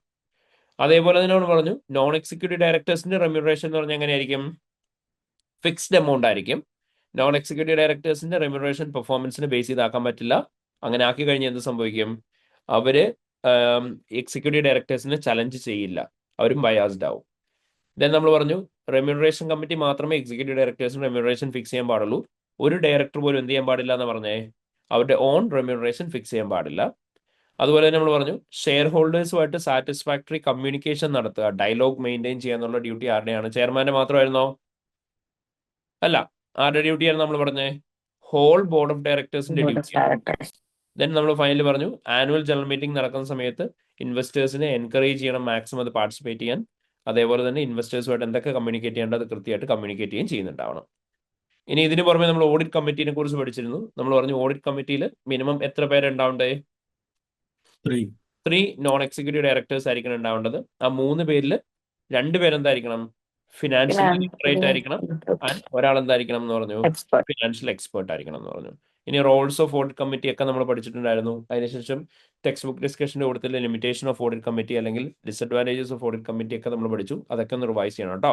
Okay, theory part fine. അപ്പൊ നമുക്ക് ഇതിനെ ബേസ് ചെയ്ത് ഇനി ഒരു ക്വസ്റ്റ്യൻ ചെയ്യാം. Okay, so let start with a question. അപ്പൊ നമ്മുടെ പെട്ര എന്ന് പറയുന്ന ക്വസ്റ്റ്യൻ ഉണ്ട്. സോ ഈ പെട്ര എന്ന് പറയുന്ന ക്വസ്റ്റ്യൻ്റെ അകത്തുള്ള ഈ കോർപ്പറേറ്റ് ഗവർണൻസ് ഡെഫിഷ്യൻസീസും റെക്കമെൻഡേഷൻസും ഒന്ന് ഐഡന്റിഫൈ ചെയ്ത് എല്ലാവരും. ഓക്കെ, പെട്ര എന്ന് പറയുന്ന ക്വസ്റ്റ്യനിലെ സ്റ്റാർട്ട് ചെയ്തു. Petra Company has been a listed company for 6 years, and the directors are aware of the need for compliance with corporate governance principles. The finance director has requested that the audit team undertakes a review of whether the company complies with the principles. The board of Petra Company is appropriately comprised of executives and non-executive directors. The chair is planning to retire at the end of the financial year, and it is proposed that nomination committee that the current marketing director is appointed into this role, and that a new marketing director is recruited. 2 directors are subject to re-election at each annual general meeting. The NEDs are all members of the audit committee and are highly experienced in the industry in which the Petra Company operates. Before joining Petra Company, they were all previously involved in sales or purchasing roles. The level of non-executive directors' pay is set by the remuneration committee comprised of independent NEDs. Remuneration for the NED is form of an annual bonus based on profit over the prior year. എന്തൊക്കെ issues ഉള്ളത്? Chairman is planning to retire at the end of the year. അപ്പൊ അവര് അതിന് current marketing ഡയറക്ടറാണ് അടുത്ത chairman ആയിട്ട് നോക്കും. Okay, അപ്പൊ എന്താ പ്രോബ്ലം? ഇൻഡിപെൻഡന്റ് ആവില്ല. ഇൻഡിപെൻഡന്റ് ആവില്ല, കാരണം കറന്റ് മാർക്കറ്റിംഗ് ഡയറക്ടർ എന്ന് പറഞ്ഞാൽ ആരാ? എക്സിക്യൂട്ടീവ് ഡയറക്ടർ അല്ലേ? ഓക്കെ, സോ മാർക്കറ്റിംഗ് ഡയറക്ടർ എന്ന് പറയുന്ന ആളാരാണ്? എക്സിക്യൂട്ടീവ് ഡയറക്ടർ ആണ് അല്ലേ? കാരണം മാർക്കറ്റിംഗ് എന്ന് പറയുന്നത് എന്താ, ഒരു സ്പെസിഫിക് വിങ് ആണ്. അതിന്റെ ഡയറക്ടർ എന്ന് പറയുന്നത് എക്സിക്യൂട്ടീവ് ഡയറക്ടർ ആണ്. സോ അപ്പോൾ ഓട്ടോമാറ്റിക്കലി കറന്റ് എക്സിക്യൂട്ടീവ് ഡയറക്ടറിനെയാണ് അവർ എന്തായിട്ട് പ്രപ്പോസ് ചെയ്യുന്നത്? ചെയർമാനായിട്ട് പ്രപ്പോസ് ചെയ്യുന്നത്. നമ്മൾ പഠിച്ചിട്ടുള്ള ചെയർമാൻ എന്ന് പറയുന്ന ആൾ എപ്പോഴും എന്തായിരിക്കണം? ഇൻഡിപെൻഡന്റ് നോൺ എക്സിക്യൂട്ടീവ് ഡയറക്ടേഴ്സ് ആയിരിക്കണം, which means they should not be having any prior relationship with the company. അപ്പോൾ കറന്റ് മാർക്കറ്റിംഗ് ഡയറക്ടറെ പിടിച്ചിട്ട് എക്സിക്യൂട്ടീവ് NED ആയിട്ട് വെച്ച് കഴിഞ്ഞാൽ ഓട്ടോമാറ്റിക്കലി അവൻ എന്താവില്ല? ഇൻഡിപെൻഡന്റ് ആവില്ല. ചെയർമാന് ഒബ്ജക്റ്റീവ് ആയിട്ട് വർക്ക് ചെയ്യാൻ പറ്റില്ല, ബയസ്ഡ് ആയിരിക്കും. ക്ലിയർ അല്ലേ? ഓക്കെ, അപ്പൊ നിങ്ങൾ പറയാ it is proposed that the current marketing director need to be appointed as the chairman of the company when the current chairman retires. However, as a former executive director of the company, the director will be involved in all activities of the company which has previously happened, and he will not be independent. Therefore, there can be chances that it will affect the objectivity and independence of the role in which chairman carries out. അവിടെ നമുക്ക് കൊടുക്കാൻ പറ്റുന്ന recommendation എന്തായിരിക്കും? Nomination committee വേറെ non executive director തന്നെ. Nomination കമ്മിറ്റിയുടെ role എന്തായിരുന്നു? ചെയർമാനെ appoint ചെയ്യുന്നതാണോ? അല്ല സോറി, ഡയറക്ടർ. ഓക്കെ, അപ്പം ഇവിടെ നമ്മൾ എന്താ പറയേണ്ടത്? The chairman of the Petra company should be an independent non executive directors. Therefore, the managing director of Petra Company should not take up the role. Instead, a new independent non-executive director should be appointed to the role of chairman. Clear ആയോ? Okay, അടുത്ത issue എന്താടാ? Third paragraph വായിച്ചതല്ലേ? എല്ലാ പാരഗ്രാഫും വായിച്ച. അപ്പൊ audit കമ്മിറ്റിയിലുള്ളവർക്ക് financial expertise ഇല്ല. ഓക്കെ, ഓഡിറ്റ് കമ്മിറ്റിയിലുള്ളവർക്ക് ഫിനാൻഷ്യൽ എക്സ്പെർട്ടൈസ് ഇല്ല. അവർ നേരെ പറഞ്ഞിട്ടുണ്ട് അവരുടെ ഓഡിറ്റ് കമ്മിറ്റിയിലുള്ള എല്ലാ മെമ്പേഴ്സും NEDs ആണ്, ഹൈലി എക്സ്പീരിയൻസ് ഒക്കെ ഉള്ളവരാണ്. പക്ഷേ അവർക്ക് എന്തിൽ എക്സ്പീരിയൻസ് ഉള്ളത്? സെയിൽസ് ആൻഡ് പർച്ചേസ് റോൾസിലാണ്. നമ്മൾ പഠിച്ചതായിരുന്നു നമ്മുടെ ഓഡിറ്റ് കമ്മിറ്റിയിലുള്ള എല്ലാവരും എന്തായിരിക്കണം? Recent and relevant financial expertise ഉള്ളവരായിരിക്കണം. അതിലൊരാൾ ഫിനാൻഷ്യൽ എക്സ്പേർട്ടും ആയിരിക്കണം. പക്ഷെ ഇവിടുത്തെ കേസ് അങ്ങനെയാണോ? അല്ല. അപ്പം നമുക്ക് കോമ്പോസിഷൻ തെറ്റാണെന്നുള്ളത് പറയാം. അപ്പൊ നിങ്ങൾ സിനാരിയോ നോക്കിയിട്ട് പറയാം. All members of the audit committee were previously involved in the sales and production related roles, and none of them are having experience in financial roles. Therefore, the non-executive directors of the company will not be able to carry out their responsibility in relation to the review of financial statements and understand matters discussed in relation to the financial statements. അപ്പോൾ അവിടെ കൊടുക്കാൻ പറ്റുന്ന recommendation എന്തായിരിക്കണം? ഇപ്പൊ current ഉള്ള committee പിരിച്ചുവിടും. Committee പിരിച്ചുവിടാൻ പറയാം. അപ്പൊ നിങ്ങൾ എന്ത് പറയാം? The current audit committee should need to be dispersed and a new audit committee should be form which should be consisting of 3 non-executive directors, out of which 2 should be financially literate and others should be financial expert. financial expert. പിന്നെ വേറെന്താടാ easy point? Remuneration okay. NADയുടെ remuneration fix ചെയ്തേക്കുന്നത് എന്തിന്റെ ബേസിസിലാ? പ്രോഫിറ്റിന്റെ ബേസിസിലാണ്. അതുപോലെ തന്നെ previous year പ്രോഫിറ്റിന്റെ ബേസിസിൽ. നമ്മൾ പ്രത്യേകം പറഞ്ഞായിരുന്നു NADയുടെ റെമ്യൂണറേഷൻ എന്ന് പറയുന്നത് എപ്പോഴും എന്തായിരിക്കണം? ഫിക്സഡ് എമൗണ്ട് ആയിരിക്കണം അല്ലേ? അതേപോലെ തന്നെ നമ്മൾ പറഞ്ഞിരുന്നു NADയുടെ റെമ്യൂണറേഷൻ എന്ന് പറയുന്നത് ഫിക്സഡ് ആയിരിക്കണം. അവരുടെ ഇൻഡിപെൻഡൻസിനെ ഒരു രീതിയിൽ അഫക്ട് ചെയ്യാനും പാടില്ല. അപ്പൊ നിങ്ങൾ പറയാം non executive directors remuneration are fixed on the basis of annual bonus based on profit growth over the prior year. This represent a percentage or contingency payment for the non-executive director which will affect their independence. Remuneration നമ്മുടെ recommendation അതിനെ കുറിച്ച് എന്താ പറയണ്ടേ? All the non-executive directors remuneration should be a fixed amount which is unrelated to the performance of the company. Clear ആയോ? Okay. പിന്നെ വേറെ എന്തെങ്കിലും ഒരു ഇഷ്യൂ കൂടെ ഉണ്ടോ? 2 directors are subject to re-election ആണോ? അവിടെ എന്താ പ്രശ്നം? എല്ലാ എല്ലാത്തിനും മീറ്റിംഗിലും 2 ഡയറക്ടേഴ്സിനെ മാത്രം വെച്ചിട്ട് റീ എലക്ഷൻ നടത്തണം എന്നായിരുന്നു നമ്മൾ പറഞ്ഞേ? അല്ല, every director is subject to re election. ശരിയല്ലേ? അപ്പൊ അതാണ് നമ്മൾ അവിടെ പറയേണ്ടത്. നിങ്ങൾ പറയാ Petra company has a policy of annual re election of 2 directors at each of the annual general meeting. However, as per the requirement of the corporate governance, all directors should be subject to re-election. If not, there can be chances that incompetent directors might also be continuing in the board. അപ്പോൾ അവിടെ കൊടുക്കാൻ പറ്റുന്ന recommendation എന്ന് പറഞ്ഞാൽ എന്തായിരിക്കും? All directors should be subject to annual re-election by the shareholders. The maximum tenure for each director should only be for a period of 2 years. Clear ആയോ? Okay. അപ്പൊ ഇത്ര ഇഷ്യൂ ആണ് ഉള്ളത്. ഇതിൻ്റെ അകത്ത് എത്ര പോയിന്റ്സ് നമ്മൾ പിക്ക് ചെയ്യേണ്ടത്? 3 പോയിന്റ്സ് പിക്ക് ചെയ്യുക. ഡെഫിഷ്യൻസി ആയിട്ട് 3 റെക്കമെൻഡേഷൻസും കൊടുക്കുക. ക്ലിയർ ആണ് എല്ലാവർക്കും? ഓക്കെ. ഇനി ഇതിന് പുറമെ നമ്മൾ ഏറ്റവും മെയിൻ ആയിട്ട് പഠിച്ചിട്ടുണ്ടായിരുന്ന നമ്മുടെ കോർ ഏരിയ എന്ന് പറയുന്നത് ഏതായിരുന്നു? ദ ഏരിയ ഓഫ് റിപ്പോർട്ടിംഗ് അല്ലേ? റിപ്പോർട്ടിങ്ങിനകത്ത് തന്നെ നമുക്ക് കുറേ പഠിക്കാനുണ്ടായിരുന്നു. സോ റിപ്പോർട്ടിംഗ് എല്ലാവരും റിവൈസ് ചെയ്തിട്ടുണ്ടെന്ന് പ്രതീക്ഷിക്കുന്നു. റിപ്പോർട്ടിംഗ് നമുക്ക് ഒന്നുകൂടെ ക്വിക്ക്ലി റിവൈസ് ചെയ്യാം. സോ റിപ്പോർട്ടിങ്ങിന്റെ ഏരിയയിലേക്ക് വന്നു കഴിയുമ്പോഴത്തേനും നമുക്ക് ബേസിക്കലി അവിടെ ഉണ്ടായിരുന്നത് 2 ടൈപ്പ് ഓഫ് ഒപ്പീനിയൻ ആണ്. ഏതൊക്കെയായിരുന്നു? മോഡിഫൈഡ് ഒപ്പീനിയനും അൺമോഡിഫൈഡ് ഒപ്പീനിയനും അല്ലേ? ഓക്കെ. മോഡിഫൈഡ് ഒപ്പീനിയൻ ഉണ്ട്, അൺമോഡിഫൈഡ് ഒപ്പീനിയൻ ഉണ്ട്. മോഡിഫൈഡിന്റെ അത് തന്നെ ഏതൊക്കെ ടൈപ്സ് ആയിരുന്നു വരുന്നത്? ക്വാളിഫൈഡ് ഉണ്ടാവും, അഡ്വേഴ്സ് ഉണ്ടാവും. Yes, exactly. Disclaimer of opinion ഉണ്ടാവും. അതുപോലെ തന്നെ അൺമോഡിഫൈഡ് നമ്മുടെ എന്താ കൺസിഡർ ചെയ്യും? Unqualified, which means financial statement shows a true and fair view. Qualified എന്ന് പറഞ്ഞാൽ എന്തായിരുന്നു? Financial statements is true and fair but exemptive. Adverse എന്ന് പറഞ്ഞാലോ? Not true and fair. Disclaimer of opinion എന്ന് പറയുമ്പോഴോ? We are unable to express an opinion due to the lack of audit evidence. അപ്പൊ നമ്മൾ പറഞ്ഞു ഏത് ഒപ്പീനിയൻ കൊടുക്കണം എന്നുള്ള കാര്യം തീരുമാനിക്കുന്നുണ്ടാവുക. നമ്മൾ ആദ്യം എന്ത് ചെയ്യണം? നമ്മുടെ സിനാരിയോക്കകത്ത് എന്തെങ്കിലും സ്റ്റേറ്റ്മെന്റ് ഉണ്ടോ അല്ലെങ്കിൽ ലാക്ക് ഓഫ് ഓഡിറ്റ് എവിഡൻസ് ഉണ്ടോ എന്ന് നോക്കണം. ഇത് രണ്ടിൽ ഏതെങ്കിലും ഉണ്ടെങ്കിൽ നമ്മൾ അത് എന്താണെന്ന് നോക്കുക? മെറ്റീരിയൽ ആണെന്നുള്ള കാര്യം നോക്കണം. രണ്ടാമത് എന്തായാലും നോക്കണ്ടേ? പെർവേസീവ് ആണെന്നുള്ള കാര്യം നോക്കുക. മെറ്റീരിയാലിറ്റി കൺസിഡർ ചെയ്യാൻ വേണ്ടിയിട്ട് നമ്മൾ പഠിച്ചിരുന്നു പ്രോഫിറ്റിന്റെ എത്ര പെർസെന്റേജ് മേലെയാണോ എന്ന് നോക്കണ്ടേ? 5%.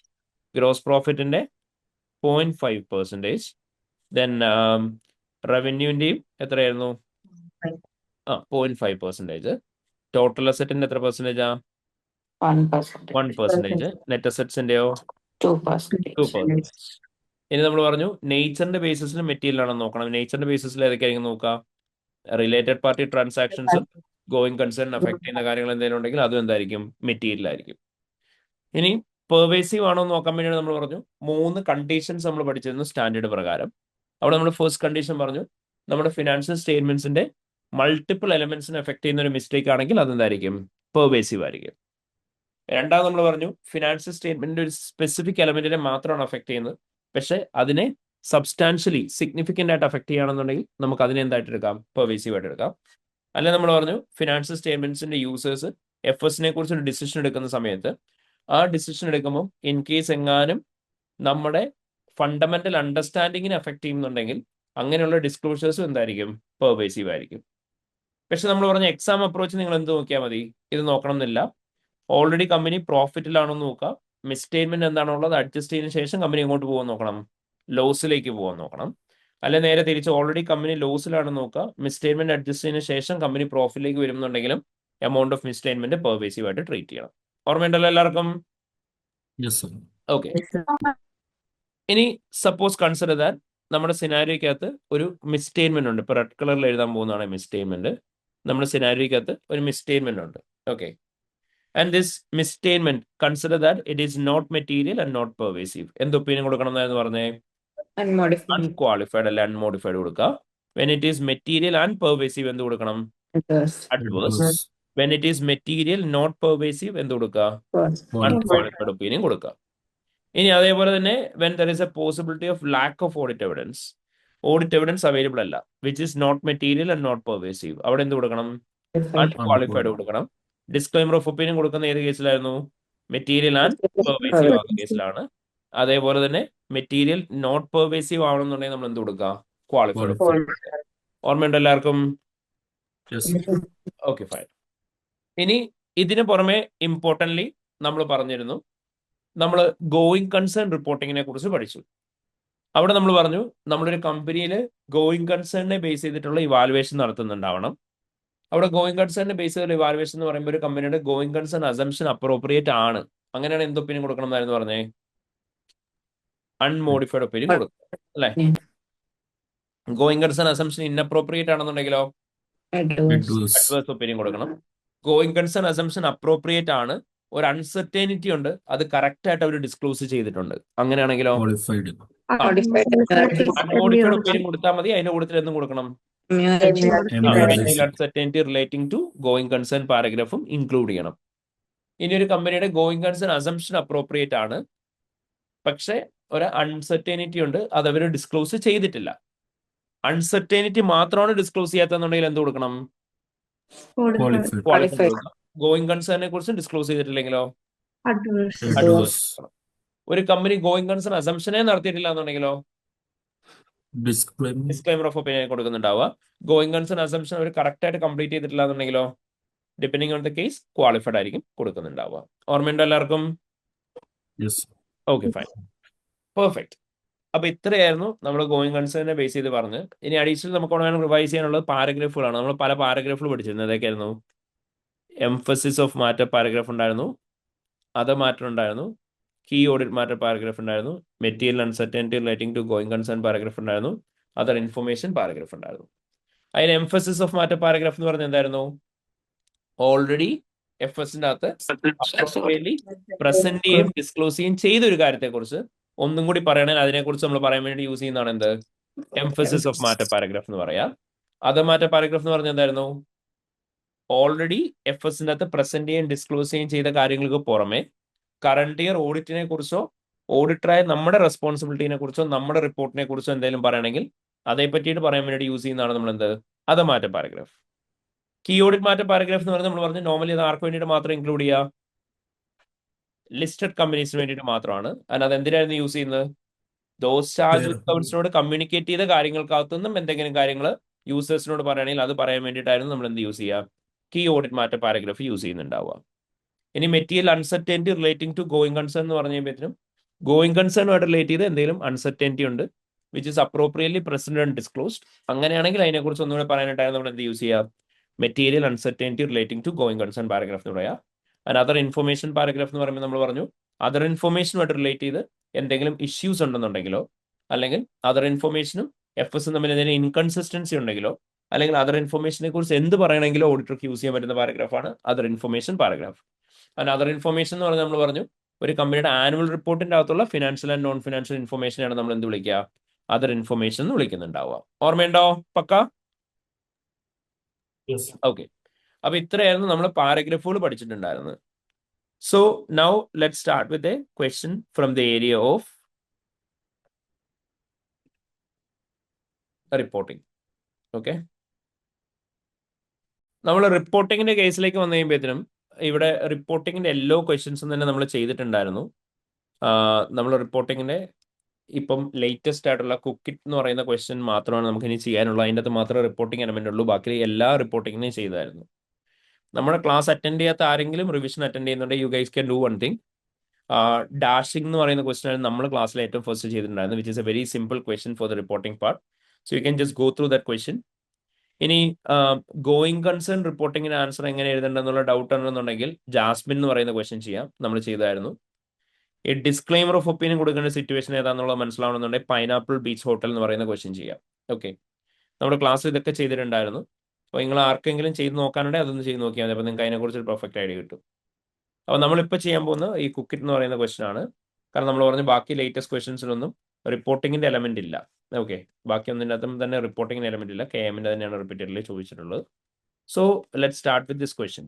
അപ്പോൾ കുക്കിറ്റ് ക്വസ്റ്റ്യൻ നമുക്ക് already scenario is familiar for us അല്ലേ? നമ്മൾ ലാസ്റ്റ് ഡേ സിനാരിയോ വായിച്ചായിരുന്നു ഒന്ന്, for the purpose of substantives. അപ്പോൾ please do one thing now. എല്ലാവരും ഈ ഇൻട്രൊഡക്ഷൻ പാരഗ്രാഫ് ഒന്ന് വായിക്കുക കുക്കിറ്റിന്റെ. ദെൻ അതിനുശേഷം റിഡൻഡൻസി പ്രൊവിഷന്റെ ഏരിയ വായിക്കുക. ദെൻ റിപ്പോർട്ടിങ്ങിന്റെ ക്വസ്റ്റ്യൻ വായിക്കുക. എന്നിട്ട് എന്ത് ഒപ്പീനിയനാണ് കൊടുക്കേണ്ടത് എന്നുള്ളതൊന്ന് കണ്ടുപിടിച്ചേ. ആൻസർ ആരും വിളിച്ച് പറയണ്ട. So I will scroll accordingly. അപ്പോൾ എല്ലാവരും ഒരു കാര്യം ചെയ്ത് ഇൻട്രൊഡക്ഷൻ പാരഗ്രാഫ് ഒന്ന് വായിച്ചു. എന്നിട്ട് പ്രോഫിറ്റിന്റെയും നെറ്റ് അസറ്റിന്റെ ഒക്കെ എമൗണ്ട് ഒന്ന് മാർക്ക് ചെയ്ത് വെച്ചു. Profit 22.8, net asset 84.3.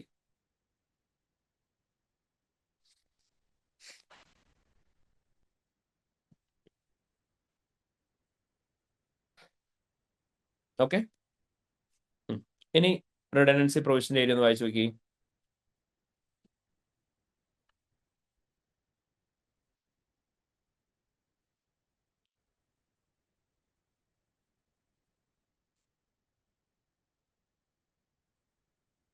വായിച്ചോ? ഓക്കെ, ഇനി റിപ്പോർട്ടിംഗ് ഒന്ന് വായിച്ചേ. എന്നിട്ട് ആൻസർ കണ്ടുപിടിച്ചേ. അപ്പൊ നമ്മളോട് എന്തൊക്കെയാ പറഞ്ഞേക്കുന്നത്? നമ്മളോടൊപ്പം ഇനീഷ്യൽ ഫിഗേഴ്സ് വന്ന് 22.8 മില്യൺ ആണ് PBT ഉള്ളത്. അതേപോലെ നെറ്റ് അസറ്റ്സ് 84.3 മില്യൺ ആണെന്ന് പറഞ്ഞു. ദെൻ ഇവിടെ റിഡൻഡൻസി പ്രൊവിഷന്റെ കേസ് പറഞ്ഞിട്ടുണ്ട്. മെയ് 2015 മാനേജ്മെന്റ് ഓഫ് കുക്കിറ്റ് കമ്പനി എന്ത് ചെയ്തു എന്ന് പറഞ്ഞു, അവരൊരു ഷോപ്പ് ക്ലോസ് ഡൗൺ ചെയ്യാണ്, അൺപ്രോഫിറ്റബിൾ ആയതുകൊണ്ട്. അങ്ങനെ അവിടെ ഒരു അനൗൺസ്മെന്റ് നടത്തിയെന്ന് പറഞ്ഞു കമ്പനിയുടെ വെബ്സൈറ്റിൽ 28 മെയ് 2015. അതുപോലെ തന്നെ സ്റ്റാഫ് നമ്മളെ ഇൻഫോം ചെയ്തിട്ടുണ്ട് അവരൊരു ഡിപ്പാർട്ട്മെന്റ് ക്ലോസ് ഡൗൺ ചെയ്യാൻ പോവാണെന്ന്. അതുകൊണ്ട് 32 സ്റ്റാഫിന് ജോബ് നഷ്ടമായി, റിഡൻഡന്റ് ആയി അവർ. അതേപോലെ തന്നെ റിഡൻഡൻസി പ്രൊവിഷൻ 1.8 മില്യൺ അവർ റെക്കഗ്നൈസ് ചെയ്യുന്നുണ്ടാവും എന്നുള്ളത് പറഞ്ഞു. ഞാൻ ക്ലോഷർ നടക്കാൻ പോകുന്നത് സെപ്റ്റംബർ 2015 ദെൻ നമ്മളോട് ഇവിടെ പറഞ്ഞേക്കുന്നത് എന്താ, the final audit is now nearing completion and you are reviewing the financial statements. The directors have told you that they have decided against including the redundancy provision of 1.8 million for the year ended 31st May 2015, as closure of the shop will not take place until September 2015. അപ്പോൾ അവർ നമ്മളോട് പറയുന്നത്, directors നമ്മളോട് പറയുന്നത് എന്താ, redundancy provision 1.8 million അവർ വിൽക്കുന്നില്ല ഇപ്പോൾ, കാരണം closure നടക്കാൻ പോകുന്ന ഇയർ എൻഡിന് ശേഷമാണ്. അപ്പോൾ അതുകൊണ്ട് ഇപ്പോൾ പ്രൊവിഷൻ വെക്കേണ്ട ആവശ്യമില്ല എന്നാണ് അവർ പറയുന്നത്. സോ ഏതാ ഇവിടെ സ്റ്റാൻഡേർഡ് വരിക? IAS 37. 37 provision contingent liability and contingent asset പ്രകാരം നമ്മൾ പേ ചെയ്യാൻ വേണ്ടിയിട്ടാവുമ്പോഴാണോ പ്രൊവിഷൻ വെക്കേണ്ടത്? അല്ല. അല്ല. Probable If the redundancy is announced and if there is a probable future cash out, future outflow mandatory ആയിട്ട് എന്ത് ചെയ്യുന്നുണ്ടാവണം? Provision provision വെക്കുന്നുണ്ടാവണം. പക്ഷെ ഇവിടെ അവർ പ്രൊവിഷൻ വെക്കുന്നില്ല. അപ്പൊ എമൗണ്ട് ഓഫ് മിസ്സ്റ്റേറ്റ്മെന്റ് എന്ന് പറയുന്നത് ഇവിടെ എത്രയാ? 1.8 മില്യൺ 1.8 മില്യൺ ആണ് എമൗണ്ട് ഓഫ് മിസ്സ്റ്റേറ്റ്മെന്റ്. അപ്പൊ നമ്മൾ എന്ത് ചെയ്യണം? ആദ്യമേ ഈ 1.8 മില്യൺ മെറ്റീരിയൽ ആണോ എന്ന് നോക്കണം. നമ്മൾ പറഞ്ഞു നിങ്ങൾക്ക് രണ്ട് ഫിഗേഴ്സ് കിട്ടിക്കഴിഞ്ഞാൽ രണ്ടിൽ ഏതെങ്കിലും ഒരെണ്ണത്തിന്റെ ബേസിസ് മെറ്റീരിയൽ ആണെങ്കിൽ നിങ്ങൾക്ക് അതിനെ മെറ്റീരിയൽ ആയിട്ട് എടുക്കാം. അപ്പം പ്രോഫിറ്റിന്റെ ബേസിസ് മെറ്റീരിയൽ ആണെന്ന് പറയുന്നത് എന്ത് ചെയ്യുക? 1.8 ഡിവൈഡ് ബൈ എന്ത് ചെയ്യണം? 22.8 ഇൻറ്റു 100 ചെയ്യണം. അതേപോലെ തന്നെ നെറ്റ് അസറ്റ്സിന്റെ ബേസിസ് മെറ്റീരിയൽ ആണോ എന്ന് പറയുന്നത് എന്ത് ചെയ്യുക? 1.8 ഡിവൈഡ് ബൈ 84.3 ഇൻറ്റു 100 ചെയ്യണം. എത്ര വരിക? പ്രോഫിറ്റ് എത്ര പെർസെൻറ്റേജാ? 7.8. 7.8% ഓഫ് പ്രോഫിറ്റ്. പിന്നെ നെറ്റ് അസറ്റ്സിന്റെയോ 2.13. 2.13% ഓഫ് ദി നെറ്റ് അസറ്റ്സ്. നമ്മൾ പഠിച്ചതായിരുന്നു പ്രോഫിറ്റിന് എത്ര പെർസെന്റേജിന് മേലെ വന്നാൽ മതി? 5%. ടോട്ടൽ അസറ്റിന്റെയോ? 2%. സോറി, നെറ്റ് അസറ്റ്സ് അല്ലേ ഇവിടെ? നെറ്റ് അസറ്റ്സിന്റെ എത്രയായിരുന്നു? 2%. Okay, so in both case material അല്ലേ? Yes, Yes. sir. ആണ്. ഇത് പെർവേസീവ് ആണോ? No. അല്ല. അല്ല. പെർവേസീവ് ആണോ എന്ന് അറിയാൻ എന്ത് ചെയ്യണം? 22.8 മൈനസ് 1.8 ചെയ്ത കമ്പനി ലോസിലേക്ക് പോകും നോക്കണം. ഡെഫിനറ്റ്ലി പോവോ? ഇല്ല. Company will still be in profit itself. So it's a misstatement which is material but not pervasive. അങ്ങനെയാണെങ്കിൽ എന്ത് ഒപ്പീനിയൻ ആയിരിക്കും നമ്മൾ കൊടുക്കേണ്ടി വരിക? Qualified. ക്വാളിഫൈഡ് ഒപ്പീനിയൻ കൊടുക്കണം. Since a misstatement is material but not pervasive. Clear അല്ലേ എല്ലാവർക്കും? Yes, sir. Okay. ഇനി നിങ്ങളോട് പ്രത്യേകം ഇവിടെ ശ്രദ്ധിക്കാൻ പറഞ്ഞിട്ടുണ്ടായിരുന്ന ആൻസർ എഴുതുന്ന സമയത്ത് ആൻസർ എഴുതുമ്പോൾ അവിടെ എന്തൊക്കെ ഇൻക്ലൂഡ് ചെയ്യണം എന്നാ പറഞ്ഞേ? ആദ്യമേ ഇവിടുത്തെ ഇഷ്യൂ എന്താണെന്നുള്ളത് നിങ്ങൾ ആദ്യം എന്ത് Identify. ചെയ്യണം? ഐഡന്റിഫൈ ചെയ്യണം. രണ്ടാമതായിട്ട് നിങ്ങൾ എന്ത് ചെയ്യണം? Accounting treatment. അക്കൗണ്ടിങ് ട്രീറ്റ്മെന്റ് എന്താണ് വേണ്ടത്, ആ ട്രീറ്റ്മെന്റ് എന്താണെന്നുള്ളത് പറയാം. മൂന്നാമതായിട്ട് എന്ത് ചെയ്യണം? What needs to be മിസ്സ്റ്റേറ്റ്മെന്റും ആ മിസ്സ്റ്റേറ്റ്മെന്റ് കാരണം കൊണ്ടുണ്ടായ ഇമ്പാക്റ്റും impact. എന്താണെന്നുള്ളത് പറയണം. അടുത്തായിട്ട് എന്ത് ചെയ്യണം? Material. മെറ്റീരിയൽ ആണെന്നുള്ളത് പറയണം. Then Pervasive.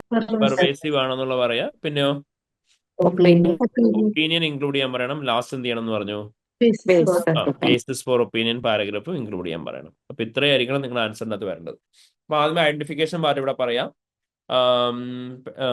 The Cookit company is planning to make some of the employees redundant, and all 32 of the staff employed in the shop will become redundant by the September 2015. Therefore, as per IAS 37, provision, contingent liability and contingent asset, provision should be recognized for the probable future cash outflows. However, the management does not recognize the provision of 1.8 million as they are considering that the closure of the shop will take place only on September 2015 and provision is not required. Therefore, the provision will be understated and the profit of the company will be overstated. The amount of provision represents 2.1% of net assets and 7.8% of profit. Therefore, it is material. However, it cannot be treated as pervasive as the reported profit of 22.8 million will not be restated into losses even if the misstatement of 1.8 million is adjusted in the financial statements. Therefore, since it's a mistake which is material but not pervasive, auditor should express qualified except for opinion, stating that except for the mistakes identified in relation to the provision, financial statement shows a true and fair view. Following the opinion paragraph, auditor should also include basis for qualified opinion, which would state the misstatement relating to redundancy and shows its impact over the financial statements. Clear ആയോ? Yes, Okay. Yes, sir. sir. അപ്പം answer കണ്ടുപിടിക്കുന്നതിലല്ല കാര്യം. നമ്മൾ പറഞ്ഞിരുന്നു നിങ്ങൾക്ക് ആൻസറിൽ ഓരോ സ്റ്റെപ്പും എഴുതി പോകുന്നതിനാണ് നമ്മൾ കാര്യം. അപ്പോൾ ക്വാളിഫൈഡ് ഒപ്പീനിയൻ കൊടുക്കണം എന്ന് മാത്രം എഴുതി വെച്ച് കഴിഞ്ഞാൽ എത്ര മാർക്ക് കിട്ടുള്ളൂ? അതിന്റെ 1 മാർക്ക് മാത്രമേ കിട്ടുള്ളൂ. അപ്പൊ നിങ്ങൾ പറയുമ്പോൾ ട്രീറ്റ്മെന്റ് ഉണ്ടാവണം, മിസ്സ്റ്റേറ്റ്മെന്റ് ഉണ്ടാവണം, മെറ്റീരിയാലിറ്റി ഉണ്ടാവണം, പെർവേസീവ്നെസ് ഉണ്ടാവണം, ഒപ്പീനിയൻ ഉണ്ടാവണം, ബേസിസ് ഫോർ ഒപ്പീനിയൻ ഉണ്ടാവണം. ഈ എല്ലാ എലമെന്റ്സും വന്നാൽ മാത്രമേ മാർക്ക് കിട്ടുള്ളൂ. അപ്പൊ ആൻസർ എഴുതുമ്പോഴും റിപ്പോർട്ടിംഗിന്റെ ക്വസ്റ്റിനകത്ത് എല്ലാ എലമെന്റ്സും ഇൻക്ലൂഡ് ചെയ്ത് തന്നെ ആൻസർ എഴുതണം. ക്ലിയർ അല്ലേ എല്ലാവർക്കും? പ്രോപ്പർലി പക്ക? Yes, sir. Yes, Okay. sir. ബാക്കി എല്ലാ റിപ്പോർട്ടിങ്ങിനും ക്വസ്റ്റ്യൻസ് നമ്മൾ ചെയ്തിട്ടുണ്ടായിരുന്നു. അപ്പൊ റിപ്പോർട്ടിങ്ങിന്റെ ക്വസ്റ്റ്യൻസ് എല്ലാം റിവൈസ് ചെയ്യണം കേട്ടോ. എസ്പെഷ്യലി ഞാൻ പറഞ്ഞ പോലെ തന്നെ ജാസ്മിൻ ക്വസ്റ്റ്യൻ നോക്കുക, ഗോയിങ് കൺസേണിന്റെ ഏരിയ റിവൈസ് ചെയ്തതിനു ശേഷം ഡിസ്ക്ലൈമർ ഓഫ് ഒപ്പീനിയൻ കൊടുക്കേണ്ട കേസായിട്ട് ആ പൈനാപ്പിളിന്റെ ക്വസ്റ്റ്യൻ നോക്കുക. ഓക്കെ. എടാ നമ്മൾ ഇനി ഡിസ്കസ് ചെയ്യാൻ പോകുന്നത് നമുക്ക് പുതുതായിട്ടൊരു ഇൻക്ലൂഷൻ ഉള്ള ടോപ്പിക്കാണ്. ഫ്രീക്വന്റ്ലി ടെസ്റ്റ് ചെയ്യാറുള്ള ഒരു ഏരിയ അല്ല, ഇവിടെ എങ്ങാനും ചോദിച്ചാലോ എന്ന് വിചാരിച്ച് നമ്മൾ ചെയ്യാൻ പോകുന്ന ഒരു ഏരിയയാണ്. അതായത് നിങ്ങൾക്ക് ക്വസ്റ്റ്യൻസ് ക്വാളിറ്റി മാനേജ്മെന്റിനെ ബേസ് ചെയ്തിട്ട് വരാനായിട്ട് ചാൻസ് ഉണ്ട്. അപ്പൊ നമുക്ക് ആക്ച്വലി അതിന് വേണ്ടി ഒരു എക്സാമിനേഴ്സ് റിപ്പോർട്ട് ഡിസ്കസ് ചെയ്യണം. അപ്പൊ എക്സാമിനേഴ്സ് റിപ്പോർട്ടിനെ ബേസ് ചെയ്തിട്ടാണ് നമ്മുടെ ഏറ്റവും ലേറ്റസ്റ്റ് ക്വസ്റ്റ്യൻ വരുന്നത്. അപ്പൊ നമുക്കൊരു കാര്യം ചെയ്യാം, ക്വാളിറ്റി മാനേജ്മെന്റിന്റെ ഏരിയയിൽ നിന്ന് 2 ക്വസ്റ്റ്യൻസ് ചെയ്യാം. നമുക്ക് ആക്ച്വലി അതേ ഉള്ളൂ കിറ്റിൽ അവൈലബിൾ ആയിട്ടുള്ളത്. and ആ ക്വസ്റ്റ്യൻസ് ഇപ്പൊ തന്നെ നമുക്ക് ചെയ്യാം. അപ്പം നമ്മളിപ്പോൾ ചെയ്യാൻ പോകുന്നത് നമ്മുടെ ഏറ്റവും ലേറ്റസ്റ്റ് ക്വസ്റ്റ്യൻ തന്നെയാണ്. അതായത് നമ്മുടെ 25-26 റിവിഷൻ കിറ്റിലെ ഗ്രീൻ കമ്പനി എന്ന് പറയുന്ന ക്വസ്റ്റ്യൻ ആണ് നമ്മളിപ്പോൾ ചെയ്യാൻ പോകുന്നത്. അപ്പോൾ ഇതിൻ്റെ അകത്ത് നിങ്ങളോട് ഇവിടെ ക്വാളിറ്റി മാനേജ്മെന്റ് ആയിട്ട് റിലേറ്റ് ചെയ്തൊരു ക്വസ്റ്റ്യൻ ചോദിക്കുന്നുണ്ട്. Identify and explain 3 quality management deficiency in the approach adopted by Thiel and Co. Provide a recommendation which would have addressed to each deficiency to ensure compliance with the quality management requirements. നിങ്ങളോട് ചോദിക്കുകയാണ് ഇവിടെ quality മാനേജ്മെന്റുമായിട്ട് relate ചെയ്ത് 3 deficiencies കണ്ടുപിടിക്കാൻ പറഞ്ഞിട്ടുണ്ട്. അതേപോലെ തന്നെ അവിടെ എന്തൊക്കെ റെക്കമെൻഡേഷൻ ആണ് കൊടുക്കേണ്ടതെന്നുള്ള ചോദിച്ചിട്ടുണ്ട് ക്വാളിറ്റി മാനേജ്മെന്റിനെ ബേസ് ചെയ്തിട്ട്. അപ്പൊ ഇതിന്റെ ആൻസർ എങ്ങനെയാണ് ചെയ്യേണ്ടതെന്നുള്ള കാര്യം നമുക്ക് നോക്കാം. സോ എക്സാമിനേഴ്സ് റിപ്പോർട്ട് വിസിബിൾ അല്ലേ എല്ലാവർക്കും? Yes, sir. sir. അപ്പൊ എക്സാമിന് പറഞ്ഞേക്കാൻ നോക്കി, when attempting a question such as this, it is important that the candidate spend a few minutes considering the aim of the requirement. നിങ്ങളോട് പറയാണ് നിങ്ങളിവിടെ ആദ്യം എന്ത് ചെയ്യുക, കുറച്ച് ടൈം സ്പെൻഡ് ചെയ്ത് എന്താണ് റിക്വയർമെന്റ് എന്നുള്ളത് മനസ്സിലാക്കുക. റിക്വയർമെന്റ് എന്ന് പറഞ്ഞാൽ ഇത്രയേ ഉള്ളൂ, നിങ്ങൾ ഇത്രയും നാൾ ഓഡിറ്റിനകത്ത് എന്തൊക്കെയാണ് പഠിച്ചിട്ടുള്ളത്, അത് പ്രകാരം എന്തൊക്കെയാണ് ചെയ്യേണ്ടത്, അതല്ലാണ്ട് ഇവർ എന്തെങ്കിലും ചെയ്തിട്ടുണ്ടോ, you can identify it S A quality management issue. മനസ്സിലായോ? ഓക്കെ, അപ്പം നമുക്കിവിടെ നോക്കാം. ഇവിടെ നിങ്ങളോട് പറയാണ്, ഇവിടെ ഓരോ സ്റ്റുഡൻസും കൺസിഡർ ചെയ്യുന്നത് എന്താ, ISA 220 ക്വാളിറ്റി മാനേജ്മെന്റ് നമ്മൾ പഠിച്ചിട്ടുണ്ടായിരുന്നു. അവിടെയുള്ള നോളജ് ആണ് യൂസ് ചെയ്യേണ്ടത്. അപ്പോൾ അവിടെ നിങ്ങൾ എന്ത് ചെയ്യുക, ഇവിടെ സിനാരിക്ക് അതിൽ ഡെഫിഷ്യൻസീസ് എന്തൊക്കെയാണെന്നുള്ളത് പിക്ക് ചെയ്താൽ മാത്രം മതി. ഓക്കെ, അപ്പോൾ നിങ്ങൾ ആദ്യം എന്ത് ചെയ്യണം എന്ന് പറഞ്ഞു, ഡെഫിഷ്യൻസി എന്താണെന്നുള്ളത് കണ്ടുപിടിക്കണം. നിങ്ങൾക്ക് ക്വാളിറ്റിയിലുള്ള ഡെഫിഷ്യൻസി എന്താണ് സിനാരിക്കകത്ത് തന്നേക്കുന്നുള്ളത് കണ്ടുപിടിക്കുക. എന്നിട്ട് നിങ്ങൾ അത് എക്സ്പ്ലെയിൻ ചെയ്യണം. ഈ ഡെഫിഷ്യൻസി കാരണം കൊണ്ട് ഓഡിറ്റ് ഫേമിൽ എന്ത് ഇമ്പാക്റ്റാണ് വരാൻ പോകുന്നതെന്നുള്ളത്, അതേപോലെ തന്നെ അതിനുള്ള റെക്കമെൻഡേഷൻ എന്താണെന്നുള്ളത് കൊടുക്കണം. ഇവിടെ നിങ്ങളോട് പറയാണ്, candidate should work through the scenario line by line, taking common sense approach as to whether the steps taken by the audit firm seems reasonable, whether it would result in high quality audit being undertaken. The scenario contain more than required number of deficiencies and നിങ്ങൾ each one പിക്ക് ചെയ്താൽ മതി എന്ന് പറഞ്ഞു. അപ്പോൾ നിങ്ങളോട് പറയുന്നത് ഇത്രയേ ഉള്ളൂ. ഇവിടെ മാരകമായ തിയറിറ്റിക്കൽ നോളജോ അല്ലെങ്കിൽ IQ ലെവലൊന്നും അല്ല യൂസ് ചെയ്യേണ്ടത്. നിങ്ങൾ കോമൺ സെൻസ് മാത്രം യൂസ് ചെയ്താൽ മതി. നിങ്ങളോട് പറയാണ്, നോർമലി ഒരു ഓഡിറ്റർ എങ്ങനെയാണ് ഓഡിറ്റ് ചെയ്യൽ, അതൊക്കെ ഇവരിവിടെ ചെയ്തിട്ടുണ്ടോ എന്ന് നോക്കുക. ഇല്ലെങ്കിൽ അവിടെ എന്തൊക്കെ പ്രശ്നം ഉണ്ടാവും എന്നുള്ളതും റീസണബിൾ ആയിട്ട് ആലോചിച്ച് നോക്കുക. അപ്പോൾ കോമൺ സെൻസ് ആണ് നിങ്ങളോട് യൂസ് ചെയ്യാൻ പറഞ്ഞേക്കുന്നത്. ഇപ്പോൾ ഇവിടെ പറയാണ്, നിങ്ങൾ വൺസ് ഡെഫിഷ്യൻസി ഐഡന്റിഫൈ ചെയ്ത് കഴിഞ്ഞാൽ എന്ത് ചെയ്യണം, ആ ഡെഫിഷ്യൻസി ഓരോന്നും എക്സ്പ്ലെയിൻ ചെയ്യണം. അവിടെ നിങ്ങൾ എന്ത് ചെയ്യുക, ക്വാളിറ്റി മാനേജ്മെന്റ് പ്രൊസീജിയേഴ്സ് എങ്ങനെയാണ് ഫോളോ ചെയ്യേണ്ടതെന്നുള്ളത് ലോജിക്കലി ആലോചിച്ച് നോക്കുക. അത് നിങ്ങൾ പറഞ്ഞു, ഡെഫിഷ്യൻസി എന്ന് പറയുമ്പോൾ ഇവിടെ ക്വാളിറ്റി മാനേജ്മെന്റിലുള്ള ഡെഫിഷ്യൻസി എന്ന് ഉദ്ദേശിക്കുന്നത് എന്തായിരിക്കും? നമുക്കറിയാം ഓഡിറ്റിൽ നമ്മൾ ക്വാളിറ്റി മാനേജ്മെന്റ് പ്രൊസീജിയർ ഫോളോ ചെയ്യുന്നതിന് വേണ്ടിയിട്ടാണ്, കറക്റ്റ് ഒപ്പീനിയൻ കൊടുക്കാൻ വേണ്ടിയിട്ടാണ്, ഒരിക്കലും തെറ്റായ ഒപ്പീനിയൻ പറയാതിരിക്കാൻ വേണ്ടിയിട്ടാണ്. അപ്പോൾ ക്വാളിറ്റി മാനേജ്മെന്റിന്റെ അകത്ത് ഡെഫിഷ്യൻസി ഉണ്ടെന്ന് ക്വസ്റ്റ്യൻ പറഞ്ഞു കഴിഞ്ഞാൽ അർത്ഥം എന്തായിരിക്കും? അത് കാരണം കൊണ്ട് FSന്റെ അകത്ത് എന്ത് ഒപ്പീനിയൻ ആണ് കൊടുക്കേണ്ടത്, ഒപ്പീനിയൻ തെറ്റായ രീതിയിലേക്ക് പോവാം, മിസ്റ്റേറ്റ്മെന്റ്സ് വരാം. അതായിരിക്കും അവിടെ മെയിൻലി ഉണ്ടാകുന്ന ഇഷ്യൂ എന്ന് പറയാം. അപ്പോൾ അതിൻ്റെ ഒരു എക്സാമ്പിൾ ആയിട്ട് ഇവിടെ പറഞ്ഞേക്കുന്നതാണ്, ജൂനിയേഴ്സിന് ഓഡിറ്റ് പ്ലാനിങ് മീറ്റിംഗ് മിസ്സാവുകയാണ്. അങ്ങനെയാണെങ്കിൽ ഓട്ടോമാറ്റിക്കലി അവിടെ സംഭവിക്കാൻ ചാൻസ് ഉള്ള ഇഷ്യൂ എന്ന് പറഞ്ഞാൽ എന്തായിരിക്കും? ലോജിക്കലി ആലോചിച്ച് നോക്കുക, അവർക്ക് ഈ ഓഡിറ്റിനെ കുറിച്ച് പ്രോപ്പർലി മനസ്സിലാവുന്നുണ്ടാവില്ല. സോ കറക്റ്റായിട്ട് അവർക്ക് മിസ്റ്റേക്കോ റിസ്കുകളോ ഒന്നും എന്ത് ചെയ്യാൻ പറ്റില്ല, പിക്ക് ചെയ്യാൻ പറ്റില്ല. അപ്പോൾ അതായിരിക്കും നമുക്ക് അവിടെ മനസ്സിലാക്കാൻ പറ്റുക. നിങ്ങളോട് ഇൻ കേസ് എങ്ങനെ ക്വസ്റ്റ്യൻ പറയാണ്, junior members planning meeting attend ചെയ്തിട്ടില്ല എന്ന് പറഞ്ഞു കഴിഞ്ഞാൽ, നിങ്ങളോട് പറയാണ് സഫീഷ്യൻ്റ്ലി ഡീറ്റെയിൽഡ് ആയിട്ടുള്ള പോയിന്റ് എഴുതി കഴിഞ്ഞാലായിരിക്കും നിങ്ങൾക്ക് 1 മാർക്ക് കിട്ടുക. അപ്പം ഡീറ്റെയിൽഡ് ആയിട്ട് തന്നെ നിങ്ങൾ റെക്കമെൻഡേഷൻസ് കൊടുക്കുന്നുണ്ടാവണം. അവിടെ നിങ്ങൾ പറഞ്ഞു ഡെഫിഷ്യൻസി ഐഡന്റിഫൈ ചെയ്ത് എന്താണോ അതിനനുസരിച്ചുള്ള റെക്കമെൻഡേഷൻ തന്നെ കൊടുക്കണം. പ്രാക്ടിക്കൽ ആയിട്ടുള്ള സജഷൻ തന്നെയായിരിക്കണം നിങ്ങൾ കൊടുക്കുന്നത്. ഇപ്പോൾ ഇവിടെ ഒരു വെൽ സ്ട്രക്ചേർഡ് ആൻസറും അതേപോലെ തന്നെ പൂർ സ്ട്രക്ചേർഡ് ആൻസറിന് എക്സാമ്പിൾ കാണിച്ചേക്കാണ്. നിങ്ങളോട് ക്വസ്റ്റ്യൻ പറഞ്ഞിട്ടുണ്ട്, the audit team has only audited educational organisation and നിങ്ങളോട് ക്വസ്റ്റ്യൻ പറയാണ് ഈ ക്ലയന്റിന്റെ ഇൻഡസ്ട്രി വേറെയാണെന്ന്. അപ്പോൾ നിങ്ങളോട് പറയാണ് audit team has only audited education institution, അതുകൊണ്ട് തന്നെ റീറ്റെയിൽ ഇൻഡസ്ട്രിയിൽ അവർക്ക് എക്സ്പെർട്ടൈസ് ഉണ്ടാവില്ല. സോ അങ്ങനെ ഒരു ഇൻഡസ്ട്രിയുടെ ഓഡിറ്റ് ചെയ്യുന്ന സമയത്ത് അവിടെ പൊട്ടൻഷ്യൽ മിസ്ജഡ്ജ്മെന്റ്സ് ഉണ്ടാവാം.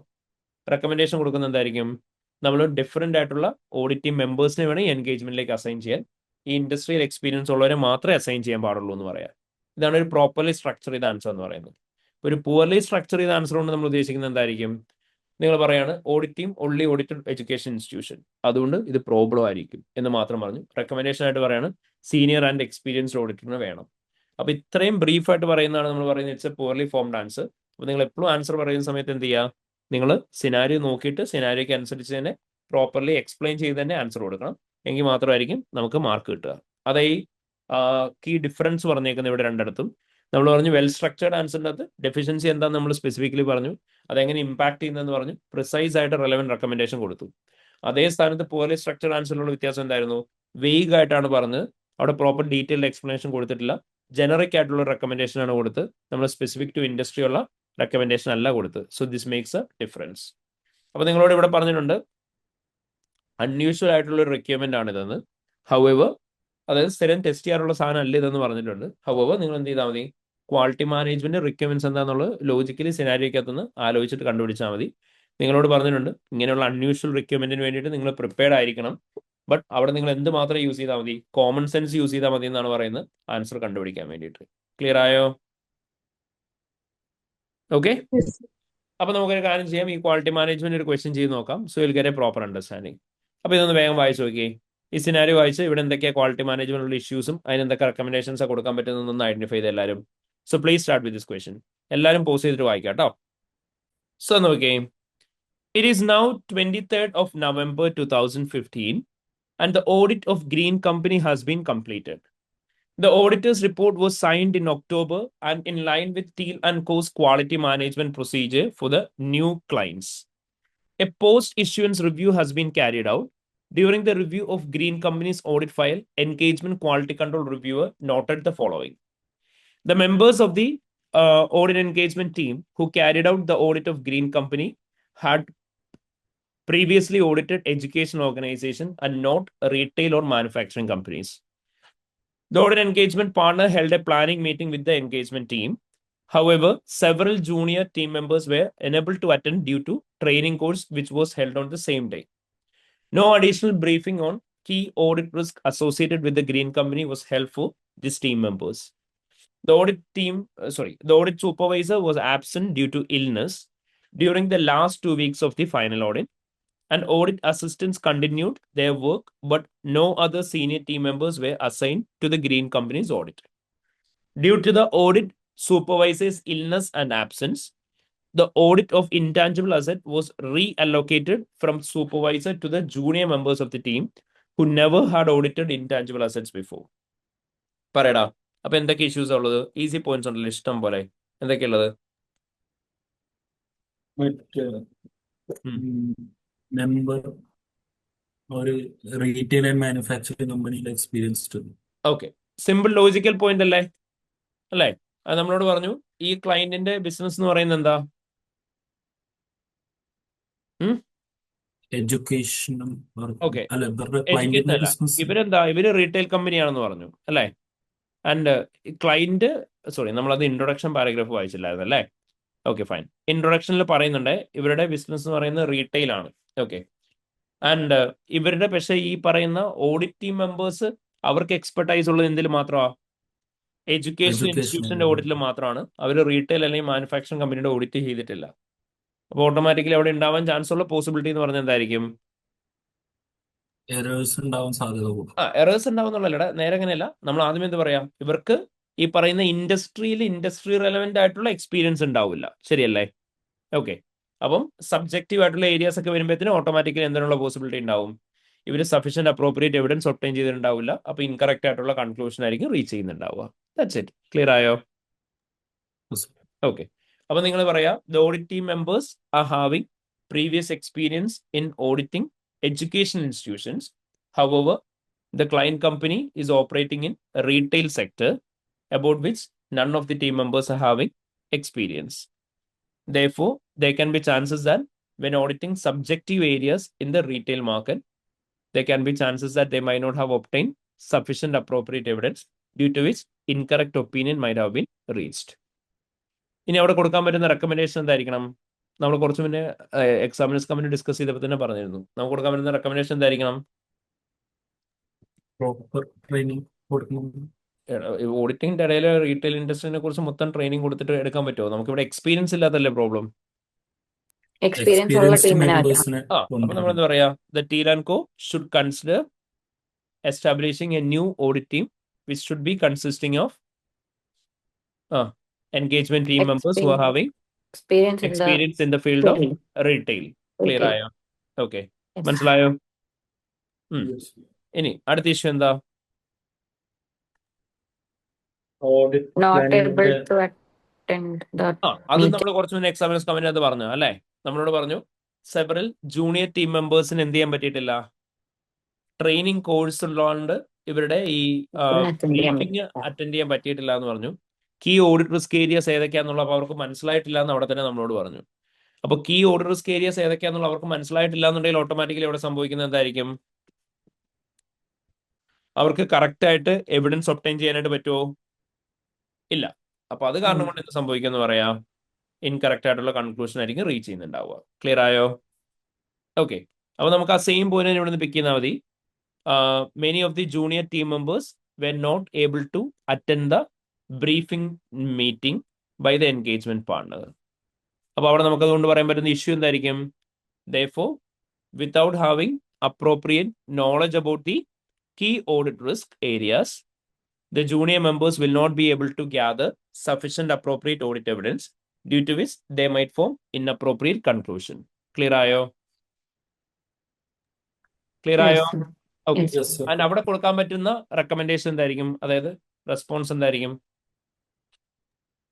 നമുക്കിവിടെ ചെയ്യാൻ പറ്റുന്ന ഒരു ഓപ്ഷൻ ട്രെയിനിങ് ഒന്നുകൂടെ വെക്കാം. മിസ് ആയവർക്ക് വേണ്ടിയിട്ട് നമ്മൾ എന്ത് ചെയ്യണം? ഒന്നും കൂടി ട്രെയിനിങ് അറേഞ്ച് ചെയ്യണം. ആരൊക്കെയാണോ ലാസ്റ്റ് ട്രെയിനിങ് മിസ്സാക്കിയത് അവരെല്ലാവരും മാൻഡേറ്ററി ആയിട്ട് ഇത് അറ്റൻഡ് ചെയ്യണം എന്ന് പറയാം. ക്ലിയർ അല്ലേ? ഓക്കെ. Yes. അപ്പൊ നിങ്ങൾ പറയാ the audit engagement partner should arrange an additional briefing meeting for the junior members who have missed the Previous meeting. previous training, and any members who have not attended the previous training should Should attend not be in. Ah. the additional training before continuing with the engagement. Clear ആയോ? Okay. Okay. അടുത്ത issue എന്താ ഇവിടെ? Audit supervisor ഇല്ലായിരുന്നു, okay. Continue ചെയ്തു work.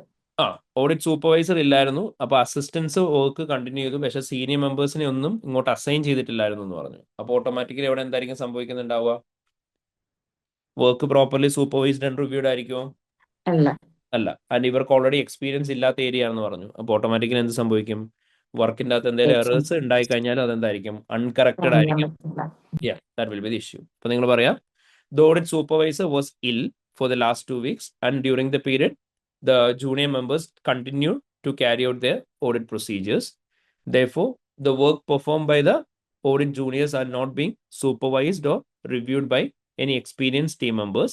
Therefore, there can be chances that misunderstandings in the work will result in inappropriate conclusion being formed on the financial statements. അവിടെ നമുക്ക് കൊടുക്കാൻ വരുന്ന റെക്കമെൻഡേഷൻ എന്തായിരിക്കും? സൂപ്പർവൈസറിന് അസൈൻ ചെയ്യാം. അവിടെ നമ്മൾ എന്ത് പറയാ? an alternate supervisor should always be assigned when there is any leave in between the audit engagement, and the audit manager should also be present at the the audit manager should also be present in order to ensure that any work related queries are handled on timely basis. Clear അല്ലേ? Yes. Okay. പിന്നെ വേറെന്ത് issue ഉള്ളത്? ശരി, supervisor എന്ന് പറഞ്ഞ മാനേജറിന് മേലെയാണോ താഴെയാണോ? താഴെ. Okay. എപ്പോഴും supervisors എന്ന് പറയുന്നവർ ഏറ്റവും താഴെയുള്ളവരുടെ തൊട്ടുമേലെ ആയിരിക്കും. മനസ്സിലായോ? അത് മാനേജർ താഴെ, ഏറ്റവും താഴെയുള്ളവരുടെ മേലെ. സോ ഇൻ ബിറ്റ്വീൻ ആയിരിക്കും വരിക. മാനേജറിനെയും ഏറ്റവും ലോവർ ലെവലുള്ള ജൂനിയേഴ്സിന്റെ ഇടയിൽ വരുന്ന ആളുകളാണ് സൂപ്പർവൈസേഴ്സ്. Okay sir. പിന്നെ ലാസ്റ്റ് കേസ് എന്താ? സിമ്പിൾ കേസ് ആണല്ലോ. എന്താ? ഇൻടാഞ്ചിബിൾ അസറ്റിൻ്റെത് ഓഡിറ്റ് ചെയ്യാത്ത ടീമാണ് പ്രാവശ്യം ചെയ്യണം. അത് നമ്മളോട് പറഞ്ഞു ഇൻടാഞ്ചിബിൾ അസറ്റിന്റെ ഓഡിറ്റ് അവർ അലോക്കേറ്റ് ചെയ്ത് കൊടുത്തേക്കുന്ന ആർക്കാ? ഓഡിറ്റ് സൂപ്പർവൈസറിനാണ്. അല്ല, ഫ്രം അല്ല, the junior audit members supervisor to നാണ്. ദി ജൂനിയർ മെമ്പേഴ്സ് ആണ്. അവർ ഇൻടാഞ്ചിബിൾ അസറ്റ്സ് ബിഫോർ ഓഡിറ്റ് ചെയ്തിട്ടില്ല എന്ന് പറഞ്ഞു. ചെയ്തിട്ടില്ല. ഇൻടാഞ്ചിബിൾ അസറ്റ് എന്ന് പറയുന്ന ഏരിയ ജഡ്ജ്മെന്റ്സ് ഉള്ള ഏരിയ ആണോ? Yes. ആണ് അല്ലേ? ഇൻടാഞ്ചിബിൾ അസറ്റിന്റെ കേസ് നമ്മൾ എടുക്കുന്ന ജഡ്ജ്മെന്റ്സ് അല്ലേ, അതിന്റെ യൂസ്ഫുൾ ലൈഫും Research കാര്യങ്ങളൊക്കെ. and development. ഓക്കെ. അപ്പം അതേപോലെ research and development criteria meet ചെയ്തിട്ടുണ്ടോ എന്നുള്ളതെല്ലാം സബ്ജക്റ്റീവ് ഏരിയ ആണ്. അപ്പൊ അത് ജൂനിയർ മെമ്പേഴ്സ് ദാറ്റ് ഇതുവരെ ഓഡിറ്റ് ചെയ്ത എക്സ്പീരിയൻസ് ഇല്ലാത്തവർക്ക് കൊടുത്താൽ എന്തായിരിക്കും സംഭവിക്കുന്നുണ്ടാവുക? അവർക്ക് പ്രോപ്പർ നോളജ് ഉണ്ടാവില്ല, അവരപ്പം കറക്റ്റ് ആയിട്ടുള്ള എവിഡൻസ് ഒബ്ടൈൻ ചെയ്തിട്ടുണ്ടാവില്ല. അത്രയേ ഉള്ളൂ. ശരിയല്ലേ? ഓക്കെ. അപ്പൊ നിങ്ങൾ അവിടെ എന്ത് പറയാ? The audit of intangible asset have been reallocated to the audit juniors from the audit supervisor who have not audited intangible assets before. Since the intangible asset is a subjective area, there can be chances that any person who is not having experience in auditing intangible asset will not be able to obtain sufficient appropriate audit evidence in this area. Clear അല്ലേ? Yes. Recommendation കൊടുക്കാൻ പറ്റുന്നത് എന്തായിരിക്കും? മുമ്പ് ചെയ്തിട്ടുള്ള ഒരു ടീമിനെ assign ചെയ്യാൻ പറയാൻ പറ്റും. അല്ലെങ്കിൽ നമ്മൾ എന്ത് ചെയ്താൽ മതി? നമ്മൾ നേരെ എന്ത് പറഞ്ഞാൽ മതി? Audit of intangible asset should not be assigned to inexperienced junior members. Instead, the work should be reallocated to more experienced team members in the engagement team. Clear അല്ലേ? ഓക്കെ. അപ്പൊ അത് പറഞ്ഞാൽ മതി. അപ്പൊ ഇത്രയായിരിക്കും നമുക്ക് ഇവിടെ ഉണ്ടാവുന്ന പ്രോബ്ലംസ്. ഇതിൽ നിന്ന് 3 പ്രോബ്ലംസ് ആണ് നമ്മളോട് പിക്ക് ചെയ്യാൻ പറഞ്ഞത്. ഈസി അല്ലേ? Yes, sir. ഓക്കെ. അപ്പൊ ഇങ്ങനെയായിരിക്കും ക്വാളിറ്റി മാനേജ്മെന്റ് ക്വസ്റ്റ്യൻസ് വരിക. എക്സാമിനർ തന്നെ പറഞ്ഞിട്ടുണ്ട് ഫ്രീക്വന്റ് ടെസ്റ്റ് ചെയ്യുന്നതല്ല, ബട്ട് കോമൺ സെൻസ് യൂസ് ചെയ്യാനായിട്ട്. ഓക്കെ, അപ്പോൾ നമുക്കിനി ആകെ ഒരു ക്വസ്റ്റ്യൻ കൂടെ ചെയ്യാനുള്ളതെന്ന് പറഞ്ഞത് ബ്ലാക്ക്ബെറി ആണ് നമ്മൾ ചെയ്യാത്തുള്ളത്. അതോടെ കഴിഞ്ഞ് കഴിഞ്ഞാൽ അത് കഴിഞ്ഞു. സോ ബ്ലാക്ക്ബെറിയും കൂടെ ഒന്ന് വായിച്ചു നോക്കിയേ.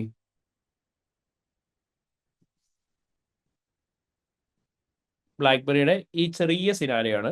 ആ ചെറിയ സിനാരിക്കകത്ത് നിന്ന് നിങ്ങളോട് ഡെഫിഷ്യൻസി പിക്ക് ചെയ്യാൻ പറഞ്ഞേക്കുക. ഒന്ന് പിക്ക് ചെയ്യാൻ നോക്കി എല്ലാവരും. So let's start with it. It is now 1st December 2015. The final audit has commenced. The audit manager assigned to the audit has been taken ill, and you have been informed you will have to take on the role of audit manager as well as the audit senior. There is no one available to review your work until the day before auditor's report is due to be signed. Due to the reduction in resources assigned to the audit, the audit engagement partner has instructed you to reduce number of procedures performed and reduce sample sizes to ensure the audit is completed by the deadline originally agreed with the BlackBerry company. അപ്പോൾ നമ്മളോട് പറഞ്ഞു 1st December 2015 ആണ് the final audit നടന്നു. And audit manager ഓഡിറ്റിലേക്ക് assign ചെയ്ത ആൾക്ക് വയ്യായിരുന്നു. അപ്പോൾ അത് കാരണം കൊണ്ട് ആളെന്ത് ചെയ്തു, പോയി. സോ ഓഡിറ്റ് സീനിയറിനോട് പറയാണ് മാനേജറിനെയും കൂടെ റോൾ ചെയ്യണമെന്ന്. അത് നമ്മളോട് പറഞ്ഞു നിങ്ങളുടെ വർക്ക് റിവ്യൂ ചെയ്യാനും ആരും ഉണ്ടാവില്ല ഓഡിറ്റ് റിപ്പോർട്ട് സൈൻ ചെയ്യുന്നതിന് അന്ന് വരെ.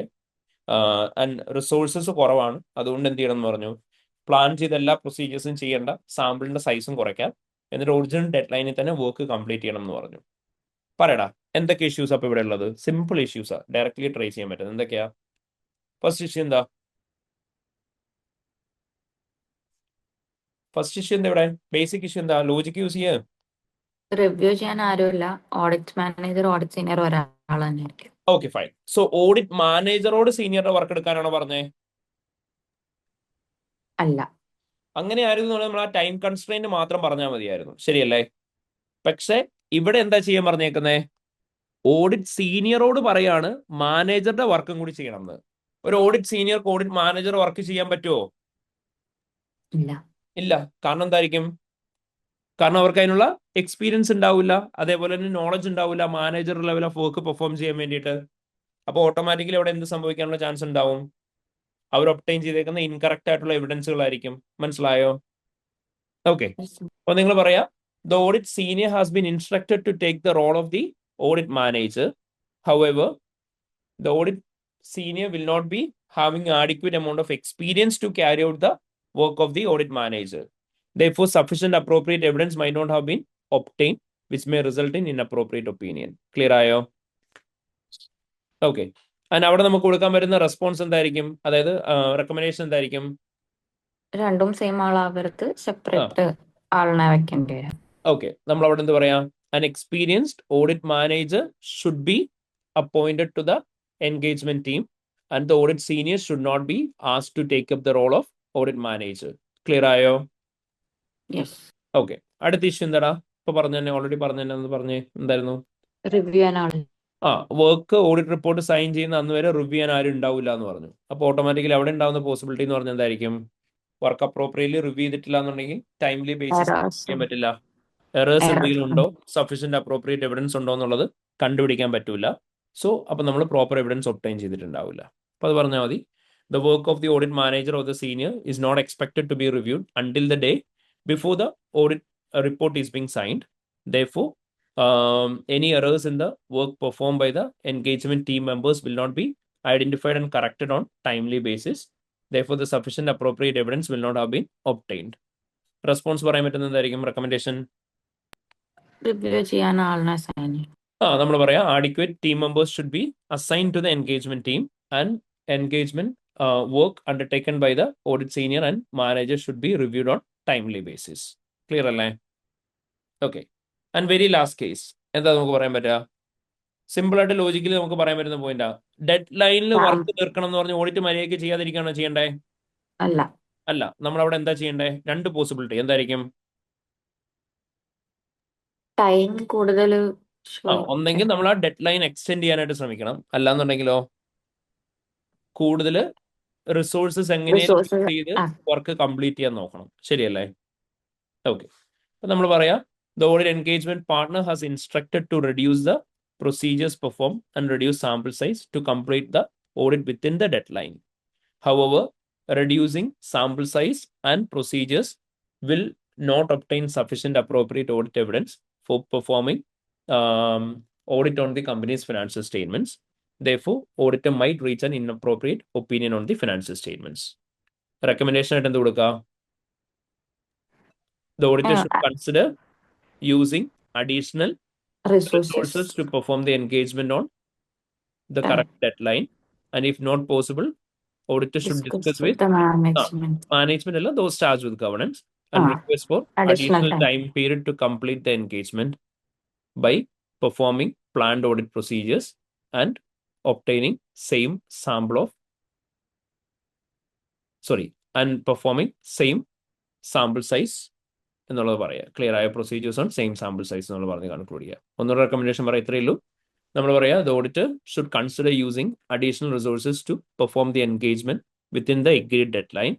If not possible, auditor should discuss with those charge with governance for additional time period to perform the planned audit procedures and perform procedures on the same sample size. Clear ആയോ? Yes, sir. Okay, അപ്പോൾ ഇത്രയായിരിക്കും quality control deficiencies and recommendation ഉള്ളത്. And we have completed all the questions. ഇത്രയാണ് നമുക്ക് ഇവിടുന്ന് ചെയ്യാനായിട്ടുള്ളത്. Clear ആണ് എല്ലാവർക്കും? പക്ക? Yes, sir. Alright.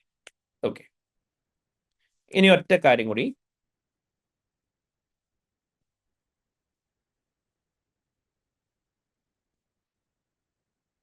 എടാ, ഒറ്റ കാര്യം എന്ന് പറഞ്ഞ ഇത്രയേ ഉള്ളൂ.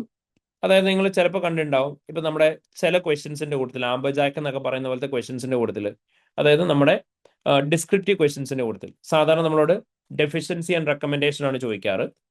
ഈ ഡെഫിഷ്യൻസി ആൻഡ് റെക്കമെൻഡേഷൻ ചോദിക്കുന്നതിന്റെ കൂട്ടത്തിൽ തന്നെ നമ്മളോട് കവറിംഗ് ലെറ്ററും കൂടി ഇൻക്ലൂഡ് ചെയ്യാൻ പറയും.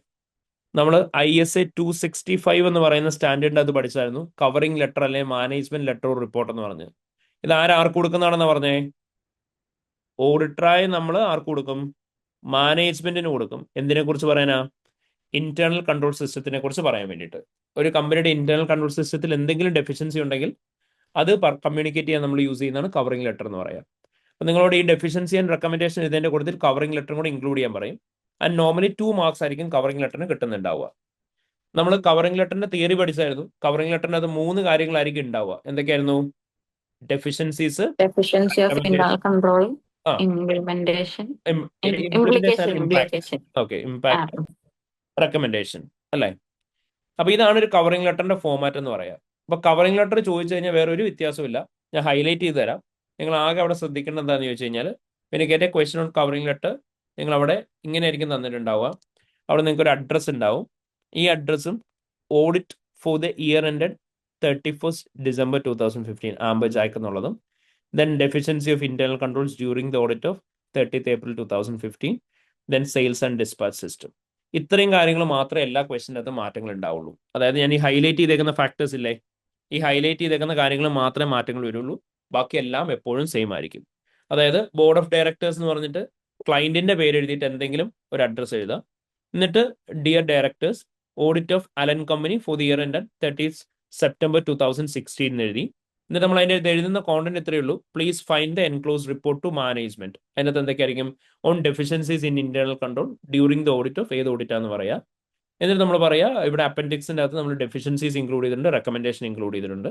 ആൻഡ് പ്ലീസ് നോട്ട് ദാറ്റ് നമ്മൾ ഇതെല്ലാം ഓഡിറ്റിന്റെ സമയത്ത് കണ്ട ഡെഫിഷ്യൻസിയാണ്. ഇതിന് പുറമെ എന്തെങ്കിലും ഡെഫിഷ്യൻസി ഉണ്ടെങ്കിൽ നമ്മൾ കൂടുതൽ ടെസ്റ്റിംഗ് ചെയ്ത് കണ്ടുപിടിക്കാൻ പറ്റും. എന്തെങ്കിലും നമ്മളോട് ചോദിക്കാനുണ്ടെങ്കിൽ ചോദിച്ചാൽ മതി എന്ന് പറഞ്ഞിട്ട് കൺക്ലൂഡ് ചെയ്യാം. എന്നിട്ട് അപ്പൻഡിക്സ് എന്ന് പറഞ്ഞിട്ട് സാധാരണ എഴുതാറുള്ളവരുടെ ഡെഫിഷ്യൻസി ആൻഡ് റെക്കമെൻഡേഷൻ എഴുതി പോവാം. അപ്പം എങ്ങാനും കവറിംഗ് ലെറ്റർ ചോദിച്ചു കഴിഞ്ഞാൽ മാത്രം നിങ്ങൾ എന്ത് ചെയ്താൽ മതി? ഇങ്ങനെ ഒരു സാധനം എഴുതിയാൽ മതി. മനസ്സിലായോ? ക്ലിയർ ആയോ എല്ലാവർക്കും? അപ്പോൾ ഇതിൻ്റെ ഒരു സ്നിപ്പ് എടുത്ത് വെച്ചാൽ മതി. ഞാൻ ഈ ഹൈലൈറ്റ് ചെയ്ത ഏരിയാസിൽ മാത്രമേ മാറ്റങ്ങൾ വരുള്ളൂ. ഇവിടെ സെയിൽസ് ആൻഡ് ഡിസ്പാച്ച് സിസ്റ്റം എഴുതിയതിന് പകരം ഇൻവെന്ററിനെ ബേസ് ചെയ്ത ക്വസ്റ്റ്യൻ ചോദിക്കണമെങ്കിൽ നിങ്ങൾ എന്ത് പറയാ? Deficiencies in the inventory system എന്ന് പറയാം. അത്ര വ്യത്യാസം മാത്രമേ ഉള്ളൂ. ഇതാണ് ഫോർമാറ്റ് ഓഫ് കവറിംഗ് ലെറ്റർ എന്ന് പറയുന്നത്. മനസ്സിലായോ? Is A clear everyone? Okay, last ആയിട്ട് ഒറ്റ കാര്യം കൂടി. ഈ കോമറ്റിന്റെ ഇൻട്രൊഡക്ഷൻ പാരഗ്രാഫ് മാത്രം ഒന്ന് വായിച്ചു നോക്കി. ഇത്രയും ഭാഗം മാത്രം. അപ്പോൾ നമ്മളോട് പറഞ്ഞിട്ടുണ്ട്, നമ്മുടെ കോമറ്റ് കമ്പനി എന്ന് പറയുന്ന കമ്പനിയുടെ ഓഡിറ്ററായിട്ട് ചെല്ലുന്ന ഓഡിറ്ററാണ്. ആൻഡ് അവരുടെ പർച്ചേസ് ആൻഡ് പേയബിൾ സിസ്റ്റം ആണ് ഓഡിറ്റ് ചെയ്യാൻ ചെല്ലുന്നത്. ബ്ലാ ബ്ലാ ബ്ലാ ഡീറ്റെയിൽസ് ഒക്കെ പറഞ്ഞു. ആൻഡ് നമ്മളോട് പറഞ്ഞിട്ടുണ്ട്, നമ്മുടെ ഫേം കോമറ്റിനെ ഓഡിറ്റ് ചെയ്യാൻ തുടങ്ങിയിട്ട് കുറേ വർഷങ്ങളായി. ഇന്റേണൽ കൺട്രോൾ ഫ്ലോ ചാർട്ട്സും കാര്യങ്ങളൊക്കെ നമ്മുടെ കയ്യിലുണ്ട് എന്ന് പറഞ്ഞു ഇവരുടെ. അങ്ങനെ ബേസിക് ആയിട്ടൊരു ഇൻട്രഡക്ഷൻ പറഞ്ഞു. ഇനി ഇവിടെ നമ്മളോട് part D, explain the safeguard which H&Co should implement to ensure that conflict of interest is properly managed എന്ന് പറഞ്ഞ് 5 മാർക്സിന് ചോദിച്ചിട്ടുണ്ട്. ഇവിടെ നമ്മളോട് പറയണേ, Haley & Co has recently accepted the audit engagement of a new client, Edmond Company, who is the main competitor of the Comet Publishing Company. The finance director of Comet Publishing Company has inquired how Haley & Company will keep information obtained during the audit confidential. നമ്മളോട് പറഞ്ഞു Hailey and കോ എന്ന് പറയുന്ന firm new client ആണ് നമ്മുടേത്. അപ്പം നമ്മുടെ main competitor ആണെന്ന് പറഞ്ഞിട്ടുണ്ട്. ഈ കോമറ്റ് പബ്ലിഷിംഗ് കമ്പനിയുടെ മെയിൻ കോമ്പറ്റീറ്റർ ആണെന്ന് പറഞ്ഞു. ആൻഡ് നമ്മളോട് പറഞ്ഞിട്ടുണ്ട് ഇവിടെ ഇൻഫർമേഷൻ എങ്ങനെ കോൺഫിഡൻഷ്യൽ ആയിട്ട് വെക്കും എന്നുള്ളതിനെ കുറിച്ച് അവരോട് കൺസേൺ ഉണ്ട്. നമ്മളോട് എന്തൊക്കെ സേഫ് ഗാർഡ്സ് എടുക്കണമെന്ന് ചോദിച്ചു. Conflict of interest properly manage ചെയ്യാൻ. നമ്മൾ എവിടെയെങ്കിലും പഠിച്ചിട്ടുണ്ടോ ഇത്? എത്തിക്സിന്റെ ഏതാ? Objectivity. ഒബ്ജക്ടിവിറ്റി എന്ന് പറഞ്ഞാൽ ഏതായാലും നമ്മളിവിടെ പഠിച്ചത് ഓഡിറ്റിംഗ് മൾട്ടിപ്പിൾ എൻറ്റിറ്റീസിനെ competent market or entities that trade with each other അല്ലേ? കാരണം എന്താ, കോമൺ കമ്പനിയുടെ കോമ്പറ്റീറ്റർ ഇവരെന്നല്ലേ പറഞ്ഞേ, കമ്പനി. അപ്പം auditing multiple entities in A competent market and that trade with each other. അപ്പൊ അവിടെ നമ്മളോട് അതിന്റെ സേഫ് ഗാർഡാണ് ചോദിച്ചേക്കുന്നത്. അതിന്റെ സേഫ് ഗാർഡ് എന്തായിരുന്നു ഫസ്റ്റ് പറയണ്ടേ? നമ്മൾ പറഞ്ഞിട്ടുണ്ട് ഫസ്റ്റ് സേഫ് ഗാർഡ് ആയിട്ട് പറയരുതെന്ന് ഞാൻ പ്രത്യേകം പഠിപ്പിച്ചതാ അല്ലേ? ആദ്യം ഏതാ പറയാനുള്ളൂ? ബോത്ത് ക്ലയന്റിന്റെ കയ്യിൽ നിന്ന് കൺസെന്റ് വാങ്ങണം. കൺസെന്റ് തന്നാൽ മാത്രമേ എൻഗേജ്മെന്റ് കണ്ടിന്യൂ ചെയ്യാൻ പാടുള്ളൂ. ബാക്കി സെയിം പോയിന്റ്സ് തന്നെ എഴുതുക. ക്ലിയർ ആയോ? ഓക്കെ. അപ്പോ നമുക്ക് ഡബിൾ എക്കകത്ത് കോൺഫ്ലിക്ട് ഓഫ് ഇൻട്രസ്റ്റ് എങ്ങനെയാ മാനേജ് ചെയ്യേണ്ടതെന്ന് ചോദിച്ചു വരും. Keep this one in mind. നിങ്ങൾക്ക് ഡബിൾ എയിൽ മെയിൻലി പഠിക്കാനുള്ള ഒരേ ഒരു കോൺഫ്ലിക്ട് ഓഫ് ഇൻട്രസ്റ്റ് എന്ന് പറയുന്നത് ഓഡിറ്റിംഗ് മൾട്ടിപ്പിൾ എൻറ്റിറ്റീനെ competent market or trade with each other.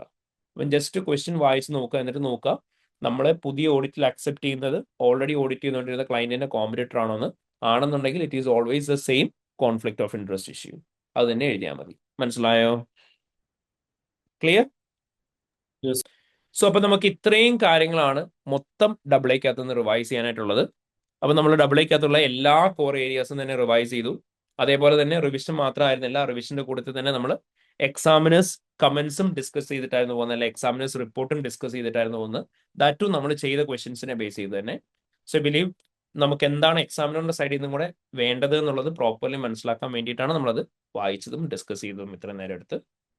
അപ്പോൾ ഓവർ ദ പാസ്റ്റ് 4 സെഷൻസ് നമ്മൾ ഡിസ്കസ് ചെയ്തിട്ടുണ്ടായിരുന്നു internal controls, audit risk, substantives, reporting, corporate governance, ethics, quality management. ഇത്ര ഏരിയാസ് ആയിരുന്നു. These are the key areas that will be tested as part of the 70 marks question. അതായത് നമ്മുടെ descriptive question ആയിട്ട് നമുക്ക് test ചെയ്യുന്നുണ്ടാവുക.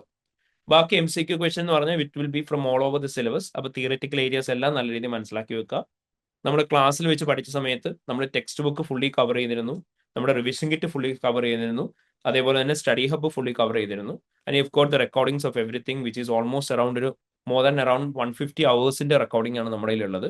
അപ്പോൾ ഇനി ഇരുന്നിട്ട് ആ റെക്കോർഡിംഗ് ഫുള്ള് കാണാൻ ശ്രമിക്കരുത്, കണ്ടു തീരില്ല എന്താണേലും. അപ്പോൾ റെക്കോർഡിംഗ് ഓൾറെഡി കണ്ട് തീർത്ത് വെച്ചിട്ട് തന്നെ ക്വസ്റ്റ്യൻ പ്രാക്ടീസ് കണ്ടിന്യൂ ചെയ്യുക. തിയറീസിന്റെ മേലെ ഒരുപാട് ഫോക്കസ് ചെയ്ത് നിൽക്കരുത്. മേക്ക് ഷുവർ ദാറ്റ് ഒരു തിയറി പോലും ബൈ ഹേർട്ട് പഠിച്ചെഴുതരുത്. എസ്പെഷ്യലി ഇന്റർനാഷണൽ സ്റ്റാൻഡേർഡ്സ് ഓഡിറ്റിംഗിന്റെ ഏരിയ, അതേപോലെ തന്നെ അഷുറൻസ് എൻഗേജ്മെന്റ്സിന്റെ തിയറിറ്റിക്കൽ ഏരിയാസ്. ഞാൻ ഓൾറെഡി ഇമ്പോർട്ടൻറ്റ് തിയറി ക്വസ്റ്റ്യൻസിന്റെ ലിസ്റ്റ് തന്നിരുന്നു. I will share the same list of questions in every group. And ഒന്നും കൂടി ശ്രദ്ധിക്കുക, അതിന്റെ അർത്ഥം അത് മാത്രം പഠിച്ചാൽ മതി എന്നല്ല, അതാണ് ഫ്രീക്വന്റ്ലി ടെസ്റ്റ് ചെയ്യുന്നത്. ബട്ട് അതിന് പുറമെ വേറുള്ള ഏരിയാസും ടെസ്റ്റ് ചെയ്യാം. ഓക്കെ. ഇപ്പം നമ്മളൊരു ഞാൻ 2017 തൊട്ട് സെയിം പേപ്പർ എടുക്കുന്ന, സോ ആ ഒരു പീരീഡ് തൊട്ട് നോക്കുകയാണെന്നുണ്ടെങ്കിൽ ഇതുവരെ അതിൽ നിന്നൊരു മാറ്റം വന്ന് ചോദിച്ചിട്ടില്ല. ബട്ട് എങ്ങാനും വന്നാലോ? അപ്പൊ അതുകൊണ്ട് എന്ത് ചെയ്യാം, നിങ്ങൾ ബാക്കിയുള്ള ഏരിയാസും കൂടെ ഒന്ന് വായിച്ചു വെക്കുക. But focus more on those areas. But അവിടെയും മീനിങ് മനസ്സിലാക്കുക. ബൈ ഹേർട്ട് പഠിച്ചെഴുതരുത്, നള്ളിഫൈഡ് ആവും. ഓൺ വേർഡ്സിൽ തന്നെ ആൻസേഴ്സ് എഴുതാനായിട്ട് ശ്രമിക്കുക. അതേപോലെ തന്നെ focus on time. Keep on practising the question. We use to practise every question for 3 times. Keep on practising the question. Question practice ചെയ്യുമ്പോൾ ആർക്കെങ്കിലും അറിയില്ലെങ്കിൽ ഒരു കാര്യം പ്രത്യേകം ശ്രദ്ധിക്കുക. ഒരു കാരണവശാലും നിങ്ങൾ ഇന്റേണൽ കൺട്രോൾസ് തീർത്തിട്ട് ഓഡിറ്റ് റിസ്കിലേക്കോ അടുത്ത ടോപ്പിലേക്കോ ഡബിൾ എയിലേക്ക് പോകാൻ നിൽക്കരുത്. മറന്നുപോകും തിയറി ആയതുകൊണ്ട് തന്നെ. So keep on practising from different areas every day. Minimum ഒരു ക്വസ്റ്റ്യൻ ഓഡിറ്റ് റിസ്കിന്റെ അകത്തുനിന്നും ഒരു ഇന്റേണൽ കൺട്രോളിന്റെ അകത്തും സബ്സ്റ്റാൻറ്റീവ് പ്ലസ് റിപ്പോർട്ടിംഗിന്റെ അകത്തും ചെയ്യുക. ഒപ്പം തിയറീസും സബ്സ്റ്റാൻറ്റീവ്സും റിവൈസ് ചെയ്ത് പഠിക്കുക. അപ്പോൾ ഈ കാര്യങ്ങൾ ഇത്രയും ശ്രദ്ധിക്കുക. So in our regular batch will continue with the mock exams and for the doubt clarification sessions and all of those will be updated in the group. അപ്പോൾ ഈ കാര്യങ്ങൾ എല്ലാവരും നല്ല രീതിയിൽ ശ്രദ്ധിക്കുക. എല്ലാവരും നല്ല രീതിയിൽ പ്രിപ്പയർ ചെയ്ത് നല്ല രീതിയിൽ തന്നെ പഠിക്കുക. Okay, all right. So all the very best everyone. അപ്പോൾ നല്ല രീതിയിൽ തന്നെ പഠിക്കുക കേട്ടോ. So thank you so much. Thank you. By.